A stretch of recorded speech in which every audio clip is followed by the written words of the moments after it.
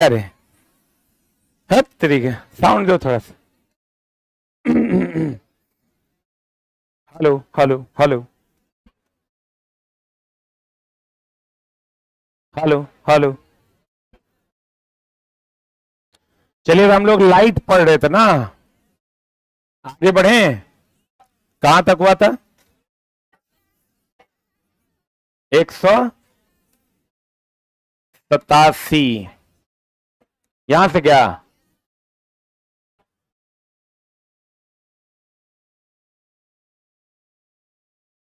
187।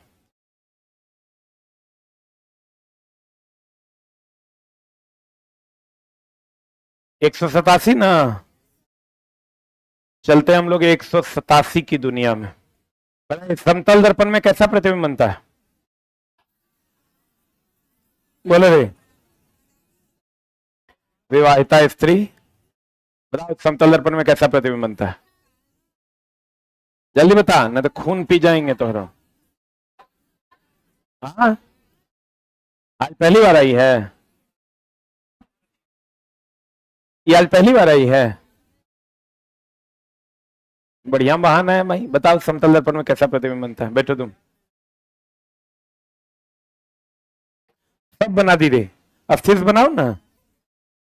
काल्पनिक, सीधा, वस्तु के बराबर और पार्श्व उल्टा।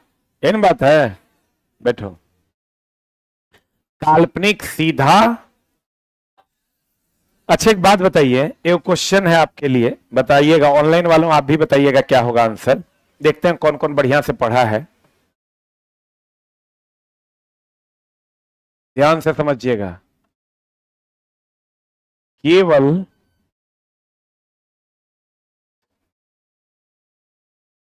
वह दर्पण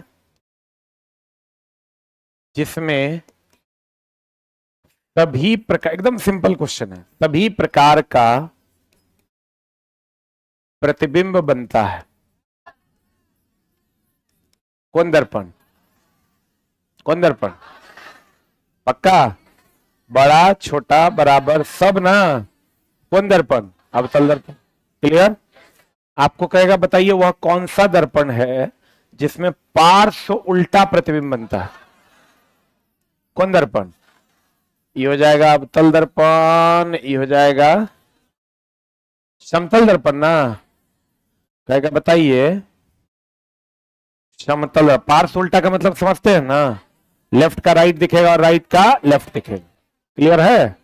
बताइए ऐसा कौन सा दर्पण है जिसमें केवल छोटा प्रतिबिंब बनेगा? केवल छोटा। तो केवल छोटा होगा तो उत्तल दर्पण।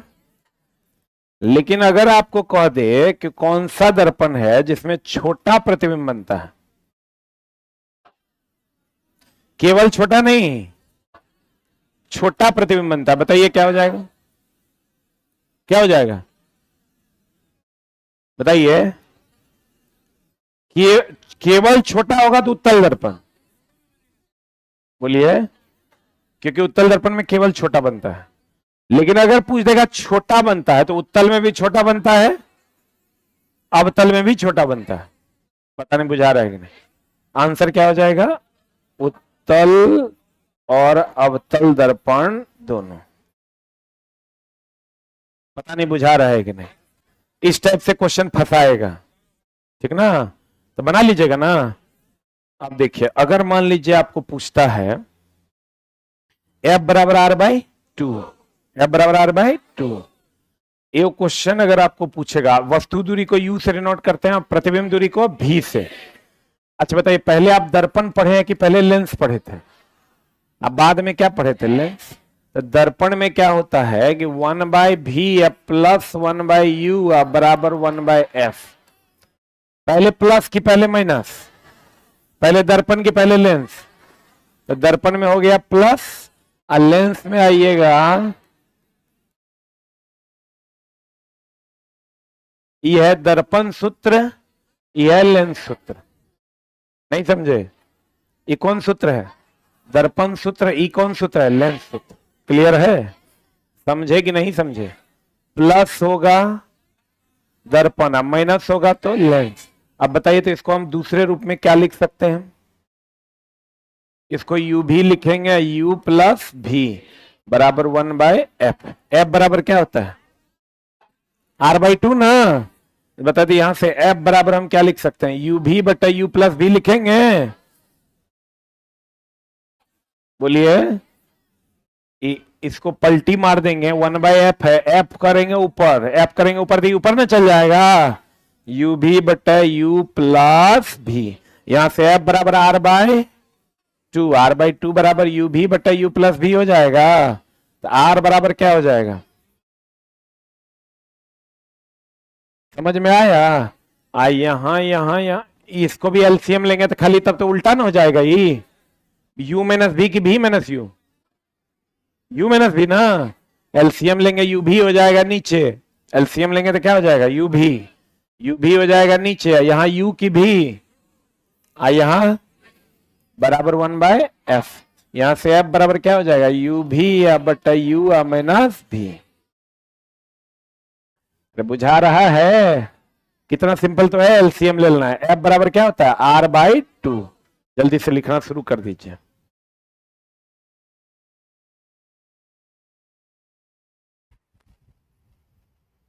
केवल छोटा मतलब सिर्फ छोटा, छोटा मतलब छोटा बड़ा बराबर कुछ बन सकता है। केवल राम आएगा मतलब लक्ष्मण आएगा कि नहीं आएगा? नहीं यार, राम आएगा तो लक्ष्मण आ भी सकता है। इश्क बिना क्या जीना यारो, इश्क बिना क्या मर। आप लोग को कभी इश्क हुआ है? नहीं। कैसन आदमी है जी आप लोग, सीधे ब्याहे कीजिएगा कि भगवान आप लोगों की आत्मा को।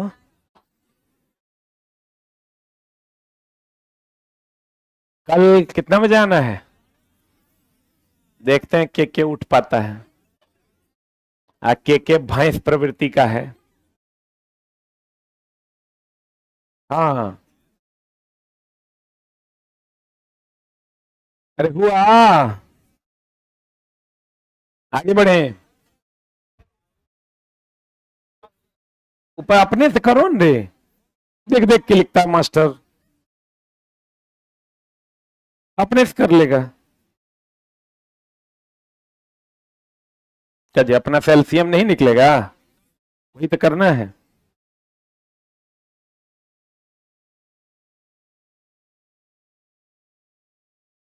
बढ़े, अरे बढ़े। पढ़ने में चला थोड़ा सा 2 4 6 महीना दिक्कत होता है, लेकिन उसका कमाई तुम जीवन भर खा सकते हो। ये ऐसा चीज है कि 6 महीना मात्र मेहनत करना है, जिंदगी भर कलम का कमाई खा पाओगे। इसलिए एकदम आई जब बोर्ड पर लिखल है इसी से तुम्हारा जीवन बदलेगा। अब बढ़िया से देखो, बढ़िया आगे। अरे बढ़े, अगला चलते हैं दोस्त मेरे नेक्स्ट पॉइंट पर। एक बात बताइए, चम्मच जानते हैं? नहीं जानते हैं? चम्मच जानते हैं? चम्मच, चम्मच बाहर से देखिएगा धसा हुआ लगेगा, आप पीछे से देखिएगा तो कैसा लगता है? उभरा हुआ। अरे क्या हो गया है इसको? अच्छा, रिमोट ऑफ। दर्पण और चांदी की थाली, ध्यान से देखना, किसकी थाली? दर्पण और चांदी की थाली किसका उदाहरण है? परावर्तक है कि अपवर्तक है? चश्मा किसका उदाहरण है? अपवर्तक, क्योंकि प्रकाश आर पार चली जाती है। बढ़े, सबसे अच्छा परावर्तक कौन है? सिल्वर नाइट्रेट, AgNO3, यही ना हो। चमकदार सतह किसके अध्ययन के लिए उपयोगी सामग्री है? प्रकाश के किसके लिए? परावर्तन के लिए। चमकदार सतह प्रकाश के परावर्तन के लिए उपयोगी सामग्री है। परावर्तन का नियम क्या है? आपतित किरण, परावर्तित किरण और अभिलंब तीनों एक तल में होगा, और आपतन कोण परावर्तन कोण के बराबर है। चम्मच का भीतरी पृष्ठ, कौन पृष्ठ?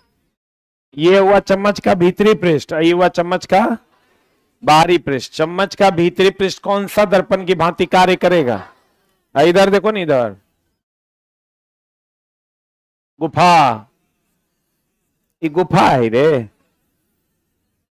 चम्मच का जो भीतरी पृष्ठ है कौन दर्पण? अवतल दर्पण। अवतल दर्पण क्या होता है? धंसा हुआ कि उभरा हुआ?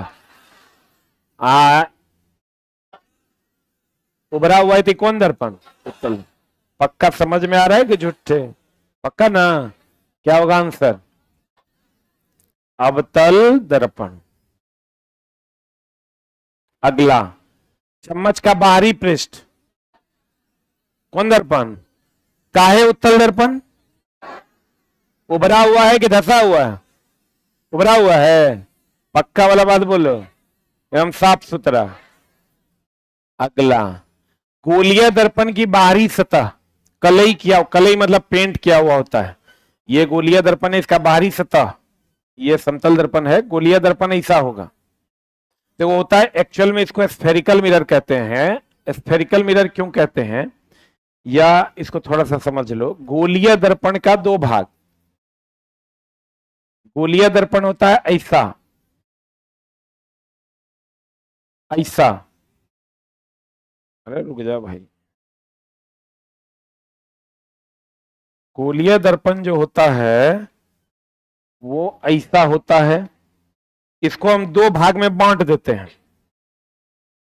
कितने भाग में बांटते हैं? इसको दो भाग में, एगो यहां से एगो यहां से बांट देते हैं। इसका बाहरी सतह पर अगर लेप लगा देते हैं तभी बन जाएगा अवतल दर्पण। कौन दर्पण बनेगा? और अगर अंदरूनी सतह पर लेप लगा देते हैं तो कौन दर्पण बन जाएगा? उत्तल। इसीलिए कहते हैं दोस्त मेरे, दर्पण के, गोलीय दर्पण के दो भाग, एक अवतल एक उत्तल। अगर बाहर से परत चढ़ाया हुआ तो अवतल, और अंदर से परत चढ़ाया हुआ तो उत्तल। बुझा रहा है कि नहीं? इसका कहीं ना कहीं केंद्र होगा कि नहीं होगा? इस केंद्र को कहते हैं, इस वक्र का केंद्र, अर्थात वक्रता केंद्र, जिसको हम रेडियस ऑफ कर्वेचर कहते हैं। कर्व का रेडियस, किसका रेडियस? और यहां से यहां तक की जो दूरी है इसको रेडियस ऑफ कर्वेचर, ये सेंटर ऑफ कर्वेचर, ये वक्रता का केंद्र। रेडियस ऑफ कर्वेचर, वक्रता की त्रिज्या। बोलवे नहीं करेगा, वक्रता की त्रिज्या। अरे बुझा रहा है कि बोरा में जा रहा है? समझ में आ रहा है? जल्दी से इसको लिख लो। ये क्वेश्चन है, एनसीईआरटी में बताते हैं।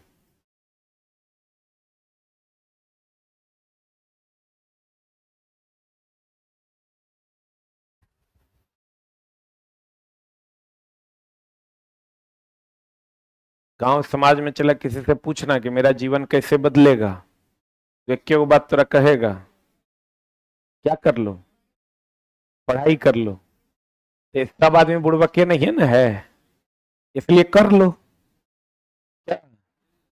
यही तुम गुजरात में रहता, महाराष्ट्र में रहता, वहां के लोगों से पूछता जीवन कैसे बदलेगा, वो कहेगा बिजनेस कर लो, बिजनेस कर लो, सारी फैक्ट्री डाल लो, जीवन बदल जाएगा। लड़की लोग एकदम तैयार हो जाओ पढ़ने के लिए, न तब बिम्बार के लिए भी तैयार हो जाओ ना। ये लड़के का एकदम बीम साबुन से एकदम भोर दोपहर सांझ रगड़ने के लिए तैयार हो जाओ बर्तन। ये अंतिम मौका मिला है। हो गया। सबसे ज्यादा तो गर्ल्स हॉस्टल में ही लड़की सब रहती है, सब लंबा लंबा देती है। हम एक बार क्या किया, गर्ल्स गुरुकुल खोले समझा? हम सोचे 70 को लड़की को रखे, हमको लगा वैसी लड़कियों को रखेंगे ना जो लड़की को पटना आना चाहती है, पढ़ना चाहती है, मेरिटोरियस है, नहीं आ पा रही है, 70 को लड़की को रख लिए। सब हमको मना करता था कि मत रखो। हम बोले काहे नहीं रखे? बोलता था रख ले कि मतलब कुछ ना कुछ उल्टा हो ही जाएगा। हम बोले कि नहीं, अब कह दिए हैं, जुबान से फिसल गया है बात, तो अब जे होगा देखेंगे, लेकिन रखेंगे। रख तो लिए बाबू। वो 6 महीना मेरा कैसे गुजरा वो भगवान ही जानता होगा कि हम ही जानते हो। किसी तरह अपना प्रतिष्ठा बचाए हम। जो स्थिति था, किसी हम 1 बजे रात को ऐसे ही उठे तो मेरा मन किया कि एक बार देखते हैं, टहलते हैं कि कौन क्या कर रहा है, देखते। मेरे ही मकान में था, हम फर्स्ट फ्लोर पे, बाकी सब लोग ऊपर से नीचे। हम गए तो देखते हैं, बाप रे बाप, पटाइल है। कोई सीढ़ी पर बैठ के रो रही है तो कोई,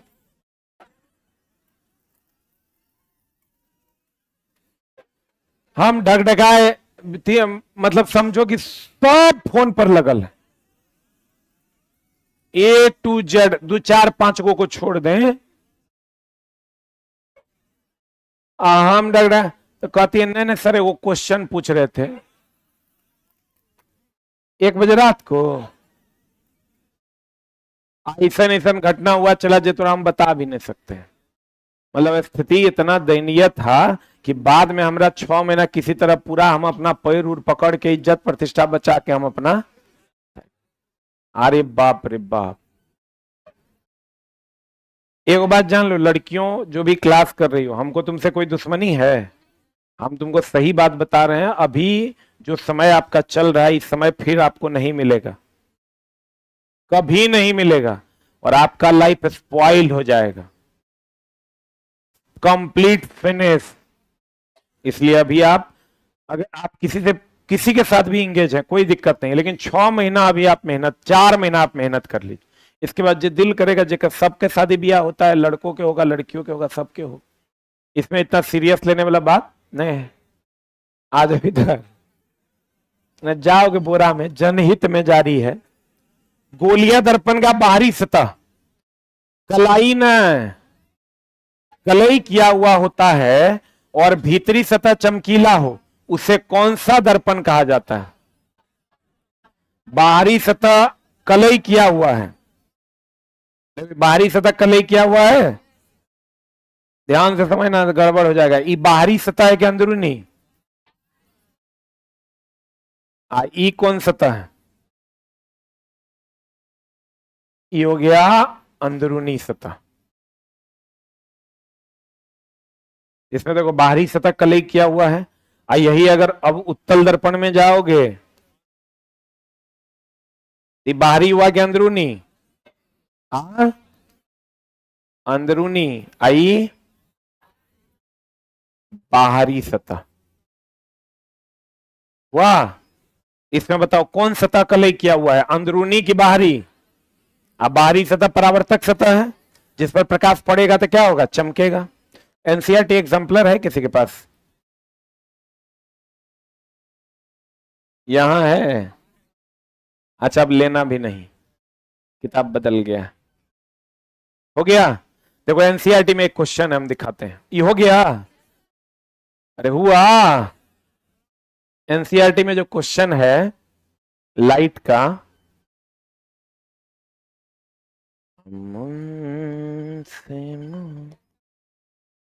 जी हाँ, मैथ आपका मंडे से होगा, कर देना है ना। ये वो टाइम मास्टर का खाली किए हैं, लेकिन मंडे से होगा तो हम बोले मात्र 15 क्वेश्चन पढ़ाना है। रूटीन में डालो, मात्र 35 से 40 मिनट पढ़ाएंगे। तुम फॉलो करके देखो, मजा आ जाएगा। पीडीएफ तुमको यहां दिलवा देंगे, डेली का पीडीएफ तुमको यहां मिल जाएगा। हाँ, टॉपिक वाइज प्रीवियस ईयर के हिसाब से। नेट नहीं है कर रहे, चलते हैं दोस्त मेरे हम लोग कुछ क्वेश्चंस की दुनिया पर।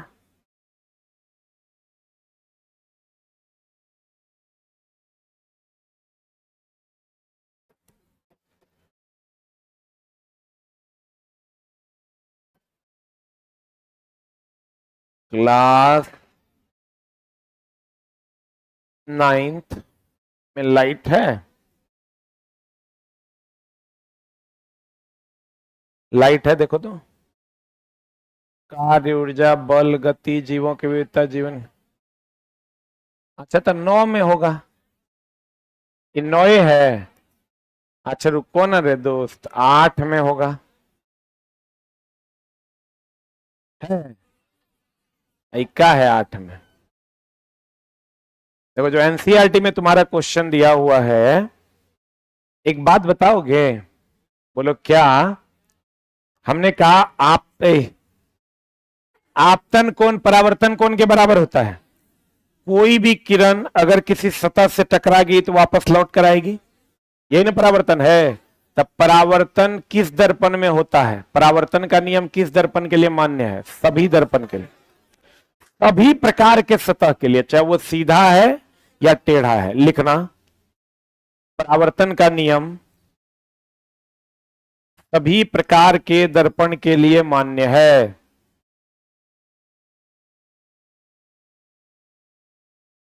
परावर्तन का नियम सभी प्रकार के दर्पण के लिए मान्य है। नेक्स्ट पॉइंट, परावर्तन का नियम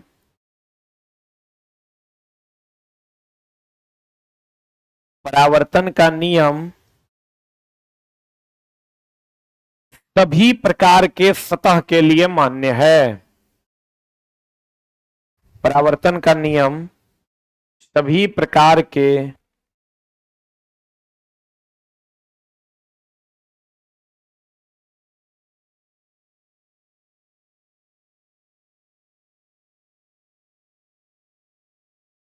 क्या लिखे? सभी प्रकार के सतह के लिए मान्य है। और सभी प्रकार के वो जो कहते हैं ना आपतन कोण परावर्तन कोण के बराबर, आपतित किरण परावर्तित किरण अभिलंब तीनों एक तल में होगा, बोलिए ना हो, तो सबके लिए मान्य है। बोलवे नहीं करेगा। तो देखो एनसीईआरटी में जो आपका सवाल दिया हुआ है दोस्त मेरे, वो ये है। क्वेश्चन क्या है देखिए, चित्र 16.1 में दर्शाए अनुसार प्रकाश पृष्ठ S1 S2 S3 पर गिर रही है। देखो S1 सतह ऐसा है, इस पर प्रकाश गिर रही है। S2 सतह ऐसा है, इस पर प्रकाश गिर रही है। S3 सतह ऐसा है, इस पर प्रकाश गिर रही है। अब क्वेश्चन कह रहा है आपका, हाँ तो बताइए कि जिस पृष्ठ पर आपतन कोण परावर्तन कोण के बराबर होगा वो कौन सा पृष्ठ होगा? केवल S1 और S2 और S3 के तीनों पृष्ठ। What is the answer? Online वालों बताओ आंसर क्या होगा, क्योंकि यह किसी भी प्रकार के सतह पर निर्भर नहीं करता। बोलो न रे, आंसर क्या हो जाएगा?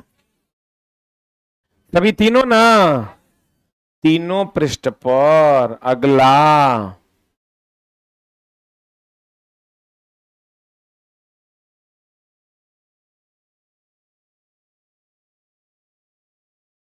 हाँ।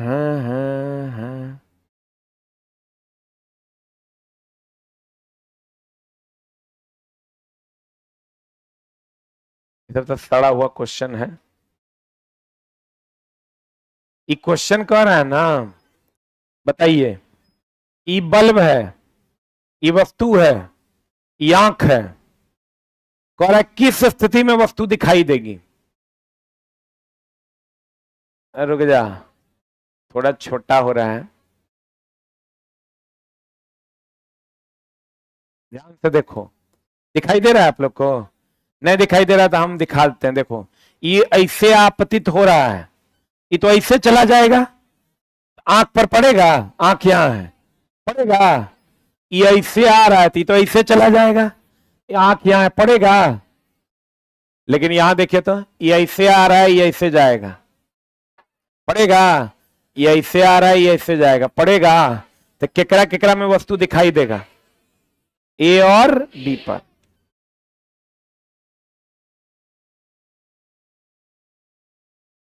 है ही, देखो देखो तो मोबाइल में दिखाई दे रहा है कि नहीं? तो मोबाइल में देखो दिख रहा है, हाँ दिख रहा है। देखो अभी कह रहा है ना कि किरण अगर ऐसे गया, ये किरण तो ऐसे चला जाएगा, बोलवे नहीं करेगा। तो ये क्वेश्चन क्या है भाई, क्वेश्चन कह रहा है गत्ता, ऐसे ही टाइप का क्वेश्चन है बहुत सारा। चलो कितना देखोगे तुम, एक बार अपने से खोल के देखना है। यो क्वेश्चन देखो कितना सुंदर है।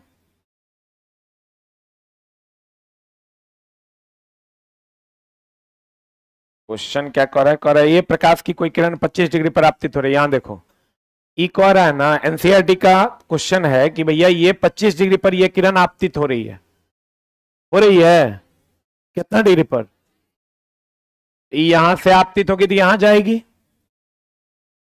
अरे बोलो न रे, ये 25 डिग्री पर जो आपतित हो रही है तो ये किरण आपतित होने के बाद यहां जाएगी। तो ये आपतन कोण ही 25 है, तो ये परावर्तन कोण भी 25 होगा। अभी फिर किरण ऐसे लौटेगी, बोले वह नहीं करेगा। तो यहां भी अगर ये 25 है, ये 25 है, ये 90 होगा, तो ये कितना होगा, अरे कितना होगा, ये 25 है 90, 90 10 100, 115, 115 में से 80, ये हो जाएगा 65, ये भी कितना हो जाएगा 65।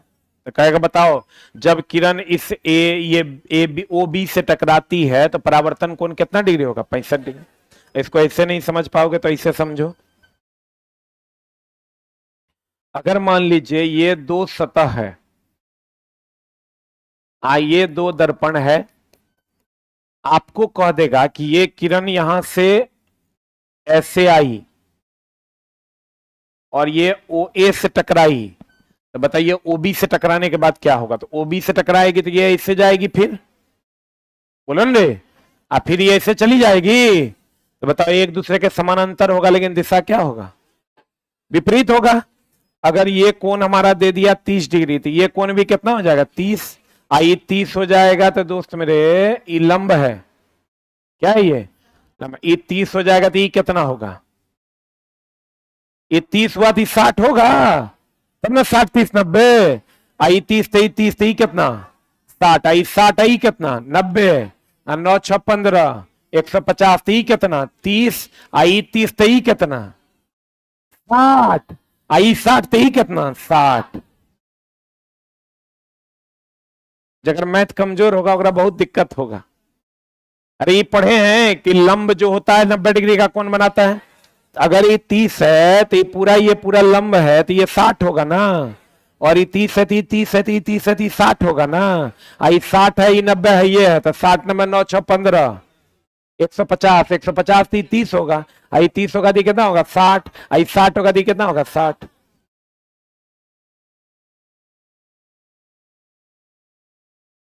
बाउंसर मार दिया क्या, कितने लोगों को समझ में आया, ईमानदारी से बोलना। क्या मैडम नहीं मुझे आया, ए मैडम जी काहे नहीं बुझा रहा है। देखो उसके बाद एक और क्वेश्चन है, क्लास 10th में हम आपको बताते हैं क्या है क्वेश्चन, ध्यान से समझिएगा। कौन सा सही है, ऑनलाइन वालों आंसर करना।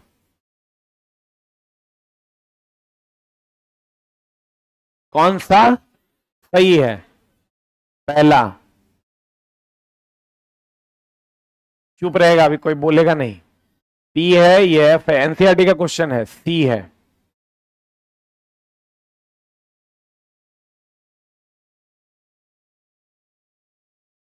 मन से मोहब्बत करके दिन रात, ये देखे तो आपतित किरण है और ये परावर्तित किरण है। बताइए तो पहला सही है कि दूसरा, कौन सही है, पक्का बोलन रे। तुम कुछ मत करो चला जीवन में, खाली मेरा क्लास अभी से जब तक चलेगा कर लो, पूरा जिंदगी में कभी नौकरी करने का जरूरत नहीं महसूस हो, जिंदगी में नहीं। लेकिन मेरा बात तभी थोड़ा मजाक लगेगा, तोरा जिंदगी में कभी अगर नौकरी तोरा लगेगा कि सलाम बेकार नौकरी कर रहे हैं, बिहार सरकार का नौकरी तुम्हारे लिए बहुत छोटा ना हो गया, तुम खाली कुछ हम तरफ पैसा ना मांग रहे हैं, पैसा मांग रहे हैं, 500 टका तुम हमरा दिया है, वो लेना होगा तो हमरा से ले लेना, कोई दे, लेकिन बैठ के खाली रेगुलरली डेली एकदम रूटीन बना लोगे, हमको 2 घंटा यहाँ पढ़ना है, तुरंत कोई पैसा नहीं मांग रहे, जगह लगे कि हम पैसा दिए हमरा से ले जाओ, लेकिन तुम पढ़ के देखो, तोरा रियल में मास्टर ने बनाए तो मेरा नाम भी एस के जान, और तू खुद से आंसर करेगा। एनसीईआरटी बड़ा भारी लगता है किसी को बोलना, अभी ये काम करना, यूट्यूब पे जाना, यूट्यूब पे तुम सर्च करना एनसीईआरटी एग्जाम्पलर क्लास डिस्कशन, पूरे भारत में किसी ने सारा क्वेश्चन नहीं करवाया है सिवाय हमारे, ये तो ओपन प्लेटफॉर्म है, यूट्यूब तो कोई सर्च कर सकता है, आप सर्च कर लीजिए, एक भी बंदा आज तक नहीं पढ़ा, उसका रीजन क्या है जानते हो? लगभग जिससे सॉल्व होता है वो बेचारे यूट्यूब पे नहीं है, वो अपना किसी कॉलेज में लेक्चरर है, आज जो यूट्यूब पे है वो चोट्टा से सॉल्व नहीं हो रहा है। हम ही नहीं कहते कि लोगों को, सबको, बहुत सारे ऐसे अच्छे अच्छे टीचर हैं जो यूट्यूब पे नहीं है, लेकिन उनके पास नॉलेज बहुत ज्यादा है, वो बेचारे यूट्यूब पे नहीं है, तो यूट्यूब पे आएंगे तब तो सबको लाभ मिलेगा, तो वो बेचारे यूट्यूब पे नहीं है, जितना यूट्यूब पे लुच्चा है वो सॉल्व हो नहीं रहा है, तो बेचारा सॉल्व करवा। अब बहुत आसान है थोड़ा सा, लेकिन कॉन्सेप्चुअली स्ट्रांग होना पड़ेगा, आप भी सीख जाइएगा। आ रही है किताब, आपको क्वेश्चन भी हम सारा देंगे, आप बना के कोशिश कीजिएगा बनाने का। आ रही है अभी तो ये वो किताब आज गया है, आपका किताब अगला सप्ताह में ये वो आएगा, गोलीय दर्पण की, ये वो किताब कौन आएगा वो बताते हैं, हो सकता है एनसीईआरटी आ जाए, या हो सकता है 1 to 5 6 to 8 का साइंस आ जाए, दोनों में जो वही आ जाएगा, तो दोनों किताब अगला सप्ताह आ जाएगा। वो जो बोले थे 1 to 5 6 to 8 का जीएस पेपर का, वो भी तैयार है, वो भी हमको वो नेक्स्ट वीक आएगा। गोलीय दर्पण, गोलीय दर्पण, गोलीय दर्पण, इधर आ जा, बता कौन सा दर्पण वास्तविक, देखो पकड़ना, देख के पकड़ पाता है, पकड़ पकड़ पकड़ बढ़िया से, कौन सा दर्पण वास्तविक, वाह आनंद, वास्तविक और उल्टा प्रतिबिंब, उल्टा प्रतिबिंब बना सकता है, उत्तल, समतल, गांजा पी के आया है कि रे, समतल दर्पण में तो आपको पता है केवल काल्पनिक बनता है, और काल्पनिक कैसा होता है, सीधा, और उत्तल दर्पण में भी आपको पता है केवल काल्पनिक और कैसा बनता है, सीधा। अवतल दर्पण ही तो एकमात्र ऐसा दर्पण है, अवतल दर्पण एकमात्र ऐसा दर्पण है जिसमें वास्तविक भी बनता है, उल्टा और काल्पनिक सीधा भी बनता है। क्वेश्चन देखो क्या कह रहा है, क्वेश्चन क्या कर रहा है, वास्तविक और उल्टा, बताओ ये दोनों में बनता है क्या, एकरे में न बनेगा, तो मार देंगे सरिया के आंसर क्या,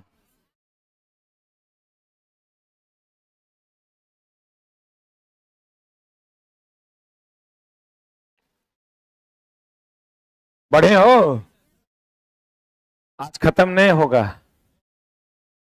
एक क्लास, लेकिन अभी जो मैं आपको पढ़ा रहा हूं क्लास 8 का भी हम आपको क्वेश्चन दिखाए ना, क्लास 8 9 का भी लगभग सारा खत्म कर दिए, कुछ बचा नहीं, मतलब इस टॉपिक का। प्रतिबिंब की प्रकृति, प्रकृति मतलब वास्तविक बनेगा, काल्पनिक बनेगा, छोटा बनेगा, बड़ा बनेगा, इसी को प्रतिबिंब की क्या कहते हैं, प्रकृति। किस पर निर्भर करती है, रुक रुक रुक रुक, दर्पण से वस्तु की दूरी पर, नजदीक आएंगे बड़ा बनेगा, दूर जाएंगे छोटा हो कि ना, लेकिन ये कौन दर्पण में, अवतल दर्पण, कौन दर्पण में, उत्तल दर्पण, समतल दर्पण में ऐसा नहीं होता, इसको लिखना पड़ेगा। प्रतिबिंब की प्रकृति निम्न में से किस पर निर्भर करती है, वस्तु की दूरी पर, किस दर्पण में, उत्तल, उत्तल, अवतल दर्पण में। अवतल दर्पण कन्वर्जिंग की डाइवर्जिंग? तो खट से अवतल दर्पण इसे बना लेना है, ऐसे ऐसे कर देना है, कहना है भैया ये तो कन्वर्जिंग है। क्या ये कन्वर्जिंग है, अभिसारी है। कैसा है?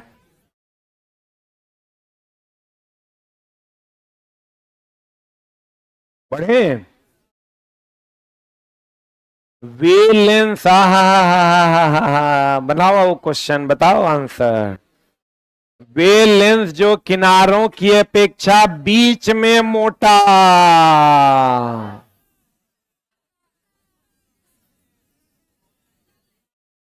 कौन लेंस? बाहरे बुच्चू, सही है। आई इसको अभी सारी की अपसारी? हाँ, अपसारी। हाँ, अभिसारी लेंस। सही कि गलत? एकदम टेंशन नहीं लेना है, अपने तौर अलग अलग हो जाएगा। अभी तो हम सतमे में हैं, अभी तो हम बच्चा हैं, अभी मठमा में जाएंगे। बढ़े? क्या मारिएगा आंसर? क्या मारिएगा? किनारे पर की अपेक्षा बीच में क्या है? मोटा। बढ़े हो? अगला अगला अगला जो ले हमने बनाएंगे, आप ही लोग बनाइए, बनाइए, अरे बनाइए ना। क्या होगा आंसर? जो लेंस किनारों की अपेक्षा बीच में पतले होते हैं कौन लेंस कहलाते हैं? कहां? कहां? जल्दी। कौन लेंस? काहे कहते हैं आप सारी लेंस हो? काहे कि सभी प्रकाश की किरणों को क्या करता है? फैला देता है। बोलो हाँ, अरे बोलो ना हाँ, तो काहे नहीं बोल रहा है? हाँ, क्लियर है? बोलिए। अच्छा एक बात बताइए, दर्पण में एगो फोकस, एगो वक्रता केंद्र, लेंस में दूगो फोकस, दूगो वक्रता केंद्र। एकरा में किसी को दिक्कत है तो बोलिए। एगो चीज और बताते हैं, खूब पूछता है। कि पूछता है रे दोस्त, हम मिलेगा तो देखो, ये अगर दर्पण है ना, ये फोकस है, ये सेंटर है। ये सेंटर है ना, सेंटर से जो किरण जाएगी वापस उसी रास्ते पर लौट जाएगी। तो आपतित किरण परावर्तित किरण के बीच का कोण कितना डिग्री? एगो चीज और ध्यान रखना, जब तक दो रेखाएं एक दूसरे को नहीं काटेगी कोण नहीं बनेगा। बोलो हाँ। तो यहां पर आपतित किरण परावर्तित किरण के बीच का कोण, बीच का कोण कितना डिग्री? 0 डिग्री। रुक जा, अगर कोई लेंस है, इसको कहते हैं ओ, ऑप्टिकल सेंटर, प्रकाशीय केंद्र। देखो इसको कहते हैं ओ, इसको कहते हैं पोल। ये ओ जो है ये लेंस में होता है, इसको कहते हैं ऑप्टिकल सेंटर। पी जो होता है ये दर्पण में होता है, इसको क्या कहते हैं? पोल। पोल बोले तो ध्रुव। तो ई जैसे ही सेंटर से आया जिस रास्ते पर उसी रास्ते पर चल गया, लेकिन यहां लेंस में ओ से अगर जाता है ना तो सीधे निकल जाता है, कोई टेढ़ा मेढ़ा नहीं होता। नॉर्मली आप क्या देखते थे, ऐसे जाता था तो ऐसे टेढ़ा हो जाता था कि नहीं?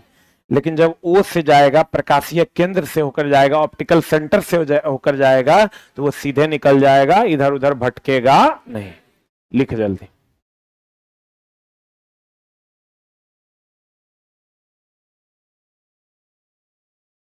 प्रिंस,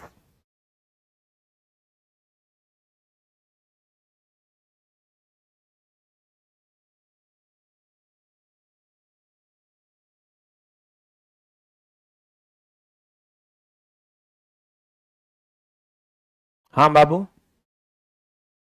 बाबू बोलो। सोना हमर, गुलगुलिया हमर।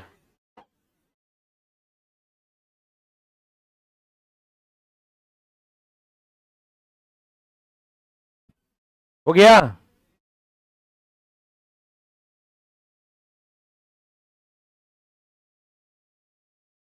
अरे हो गया।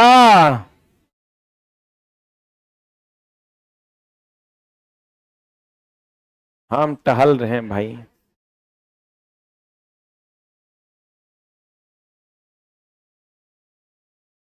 क्या सक्सेस आ रहे हैं?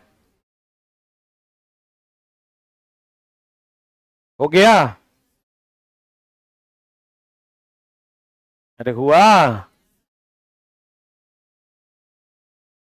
बढ़े बाबू मेरे, जो लेंस ये तो बना दीजिएगा ना। अरे ये क्वेश्चन का आंसर ठीक है। जो लेंस किनारों की अपेक्षा बीच में पतला होता है, कौन लेंस है? उत्तल की अवतल? वाह, अवतल लेंस कैसा प्रतिबिंब, हा हा हा हा हा हा हा। अवतल लेंस और उत्तल दर्पण, कहते कहते एकदम थेथर हो गए कि बाबू रे, काल्पनिक, सीधा, और कैसा बनाता है? छोटा।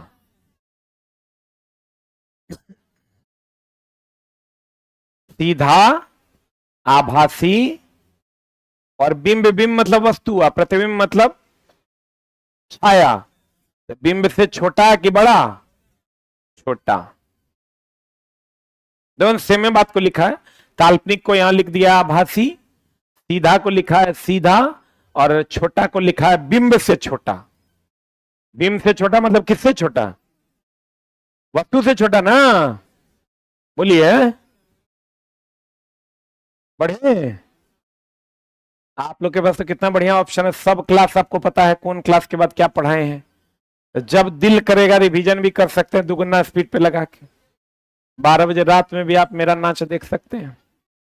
मान लो मन कर गया कि नहीं, दर्पण और लेंस का स्थिति सर कैसे कैसे बताए थे, खट से वीडियो खोलना, पट से फिर से एक बार देख लेना।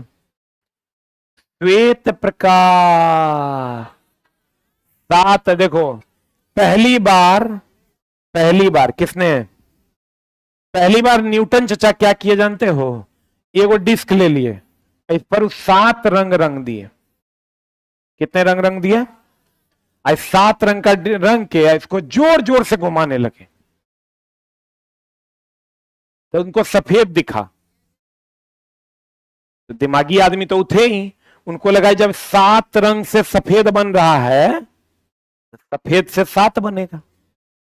आपको कहेगा न्यूटन के डिस्क पर कितने रंग रंगे थे? 7। और न्यूटन डिस्क को घुमाने से कितने रंग प्राप्त हुए? 1। कौन सा? श्वेत। अब क्वेश्चन पूछेगा श्वेत प्रकाश कितने रंगों से बना है? 7। लिखेगा, लिखेगा न्यूटन के डिस्क पर, न्यूटन के डिस्क पर 7 रंग रंगे थे। न्यूटन के डिस्क पर 7 रंग रंगे थे, जिसे घुमाने पर, जिसे घुमाने पर एक रंग श्वेत मिलता है। एक रंग क्या मिलता है? श्वेत मिलता है। न्यूटन के डिस्क पर कितने रंग रंगे थे?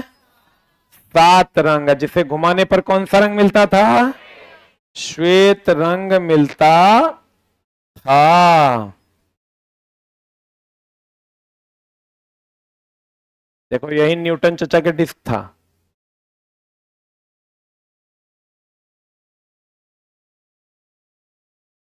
यही देख रहे हो। पहली बार न्यूटन ने क्या किया ना, 7 को रंग रंग दिया, ये तो झूठ है, गलती है। 7 रंग रंग दिया और उसको जोर से घुमाया, तो देखो कैसा रंग दिखाई दे रहा है। तो उन्होंने क्या किया, वो प्रिज्म लिया और से श्वेत गुजार के साथ प्राप्त कर लिया, ठीक ना। पहला एक्सपेरिमेंट उनका यही था, एगो डिस्क ले लिया, उस पर सातों रंग रंग दिया और रंग के ओकरा घुमाने लगा, तो घुमाया तो कैसा दिखाई दिया, श्वेत। तो आपको कहेगा बताओ न्यूटन के डिस्क पर कितने रंग थे, डिस्क पर 7 थे, लेकिन घुमाने पर कितना रंग मिला, एक। कौन सा,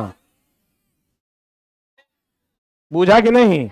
तब न्यूटन चचा क्या किए, इतना तेज आदमी थे ही बेचारे, ये क्या किए ना, एगो प्रिज्म ले लिए, आई प्रिज्म से गुजार दिए श्वेत प्रकाश को, और श्वेत प्रकाश को जब गुजारे ना तो 7 रंगों में क्या हो गया, टूट गया। तो कहा भैया जब 7 से श्वेत बनेगा तो श्वेत से 7 बनेगा। बोलिए किसने किया ये, किसने किया ये, न्यूटन। क्लियर है, बोलिए। ज्ञान ऐसा चीज है, चला हेतना हेतना करके जमा करो, एक दिन जब ये जमा हो जाएगा तो तू सबसे बड़ा ज्ञानी हो जाएगा, लेकिन हेतना हेतना करके जमा करो। हम जब इंजीनियरिंग कॉलेज के फर्स्ट ईयर में थे तो बीएसएनएल का ब्रॉडबैंड लगाए ले थे, पहला महीना में 19,000 का बिल आया था, फिर उसके बाद मंथली करवा लिए थे। 2009 का बात बता रहे हैं, 2009, उस टाइम हम लैपटॉप विद कंप्यूटर ब्रॉडबैंड रख लेते। करते क्या थे, अब तो मोबाइल कितना सस्ता हो गया, सारी चीजों का वीडियोस पड़ा हुआ है नेट पे, यूट्यूब पे, आप कुछ मत कीजिएगा, और जो टॉपिक में आपको डाउट है ना उस टॉपिक का वीडियो मारिएगा, आप बैठ के देखिए, आपका नॉलेज लेवल धाई धाई धाई धाई बढ़ते जाएगा। लेकिन हम लोग क्या देखते हैं, जंगल में हो रहा है मंगल, ओकर व्यूज जाता है 33 मिलियन, हम अभी पढ़ा देंगे बाबू ये देखो तो 50,000, 1,00,000। तो अच्छे लोग हैं भी तो कम, आप उस अच्छे लोगों की श्रेणी में आइए, यूट्यूब पे सर्च कीजिए कि न्यूटन का डिस्क क्या है, आर्किमिडीज का सिद्धांत क्या है, तब आपको पता चलेगा कैसे तैर रहा है, डूब रहा है। आर्किमिडीज पहली बार जब पानी में घुसा था ना, तो घुसा था तो बेचारा डूब गया था, मरले था वो, पानी से निकल के कहता एक्वा एक्वा एक्वा, उसी के मुंह से पहली बार पानी के लिए शब्द निकला था एक्वा, वहां से पानी का नाम रख दिया गया एक्वा। एक्वास विलियन कहते हैं, तो एक्वास विलियन मतलब जलीय विलियन। एक्वा गार्ड, जो पानी को गार्ड कर दे, मतलब गाइड कर दे, उसके बैक्टीरिया को क्या करे, हटा दे। हम लोग कहते हैं एक्वा गार्ड लगाए हैं, एक्वा मतलब पानी। कहेगा किस वैज्ञानिक ने पानी से निकलकर पहली बार चिल्लाया एक्वा एक्वा, कौन, आर्किमिडीज। जितना तैरने डूबने वाला सिद्धांत था, तब ओकर बाद बेचारा जब एक बार डूबा तो डूब के जब निकला, उसके बाद तैरने डूबने का सारा सिद्धांत दे दिया।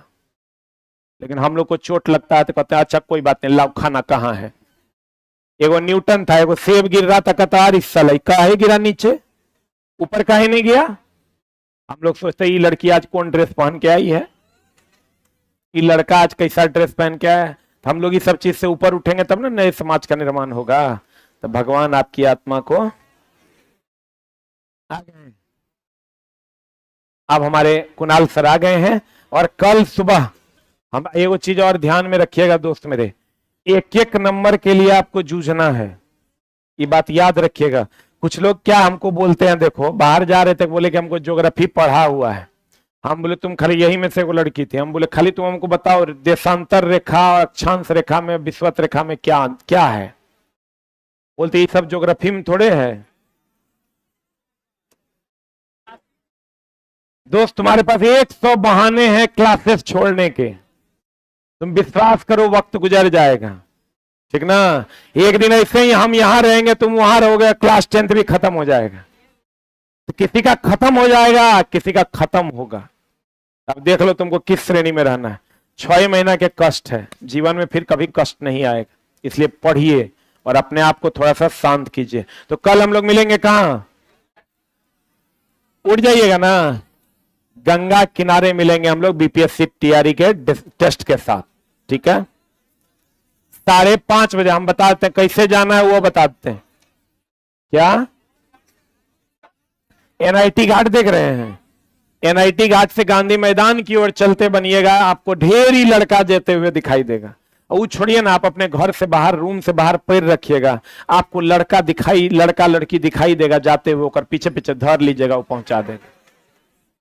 पूरा पटने, पूरा एरिया उठ के जाता है, ये पूरा एरिया उठ के जाएगा। तो आपको, हम निकलते तो हमारा मिल जाता है, तो आपको नहीं मिलेगा।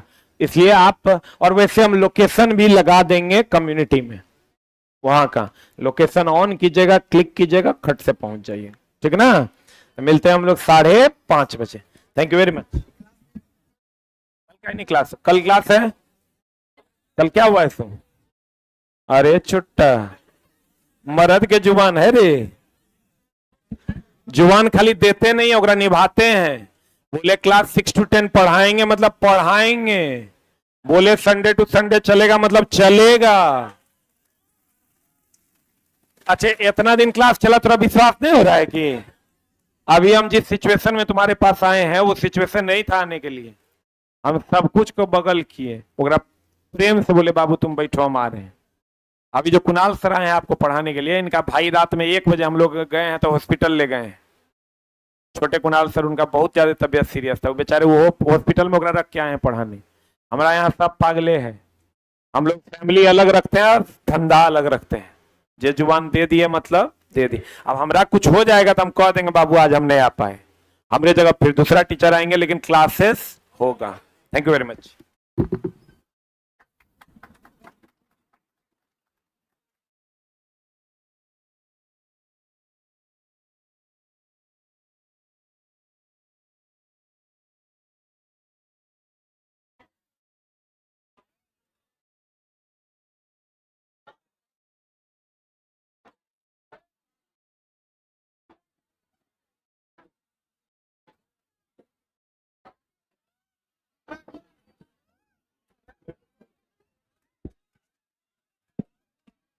बैठिए, चले बैठ जाइए।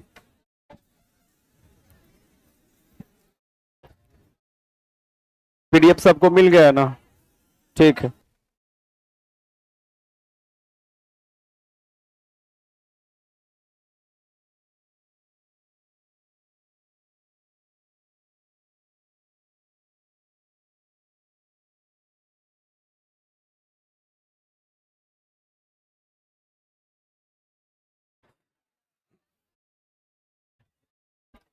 अठारह तक हुआ था ना? ठीक है, चलिए बैठ जाइए, बैठिए। 18 के बाद 19 आपको बताए जाएंगे।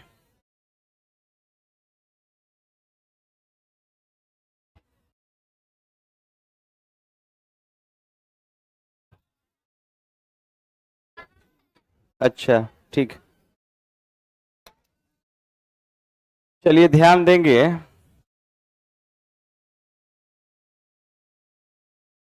बोलिए, पीडीएफ मिल जाएगा। अब रोज आइएगा नया नया तो पीडीएफ तो बनेगा नहीं ना। मिल जाएगा आपको पीडीएफ, टेंशन मत लीजिए। चलिए पहला सवाल देखेंगे आज के सेशन का। कहता है कि ग्रेनाइट में किसकी प्रधानता होती है। देखिए, ग्रेनाइट की बात करेंगे तो सबसे पहले हमने कहा था कि ग्रेनाइट तो सबसे पहले प्राथमिक चट्टान अग्नेय चट्टान का ये उदाहरण है ही। लेकिन सबसे महत्वपूर्ण ध्यान रखें, कहता है किसकी प्रधानता होती है। तो इसमें 2 याद रखें टाइप है, एक में ध्यान रखेंगे फेल्ड अस्पार और दूसरा क्वार्टिजाइट। ये याद रखेंगे किसके संबंध है भाई? ग्रेनाइट किससे संबंधित है। और ग्रेनाइट की अगर बात करेंगे तो ग्रेनाइट किस चट्टान के अंतर्गत आता है? अग्नेय। प्राथमिक चट्टान सबसे पहला चट्टान किसको कहते हैं? अग्नेय। किसको कहते हैं? और हमने कल बताया था कि ग्रेनाइट जब अपना रूप बदलेगा तो ये नीस में कन्वर्ट हो जाएगा। किस में कन्वर्ट हो जाएगा? नीश में कन्वर्ट होगा। कौन? ग्रेनाइट। क्लियर? चलिए नेक्स्ट पॉइंट की ओर चलेंगे। क्या लिखना है? अच्छा ठीक है, लिख लीजिएगा, लिख ही लीजिए आप पहले, उसके बाद हम आगे बढ़ेंगे, पीछे तो आएगा नहीं। चलिए 20 नंबर से देख लीजिएगा। चलिए 19 नंबर जाना है ना, 20 चलना है। चलिए ध्यान देंगे, कहता है कि पृथ्वी के अंदर बने अग्नेय चट्टान के रवे कैसे होते हैं? बड़े होते हैं। कैसे होते हैं? रवे मतलब क्या होता है? ध्यान रखिएगा, रवे का मतलब होता है कि जो वो इस तरह से, ध्यान रखेंगे, ये जमता है, इसके कण आप कह सकते हैं, रवा कण, ये जमता है। तो ध्यान रखेंगे, कहता है कि पृथ्वी के अंदर अग्नेय चट्टान के रवे कैसे होते हैं? बड़े बड़े होते हैं, और यही धीरे जमते जमते, याद रखेंगे, सख्त हो जाता है। अब इसमें एक दो फंक्शन है।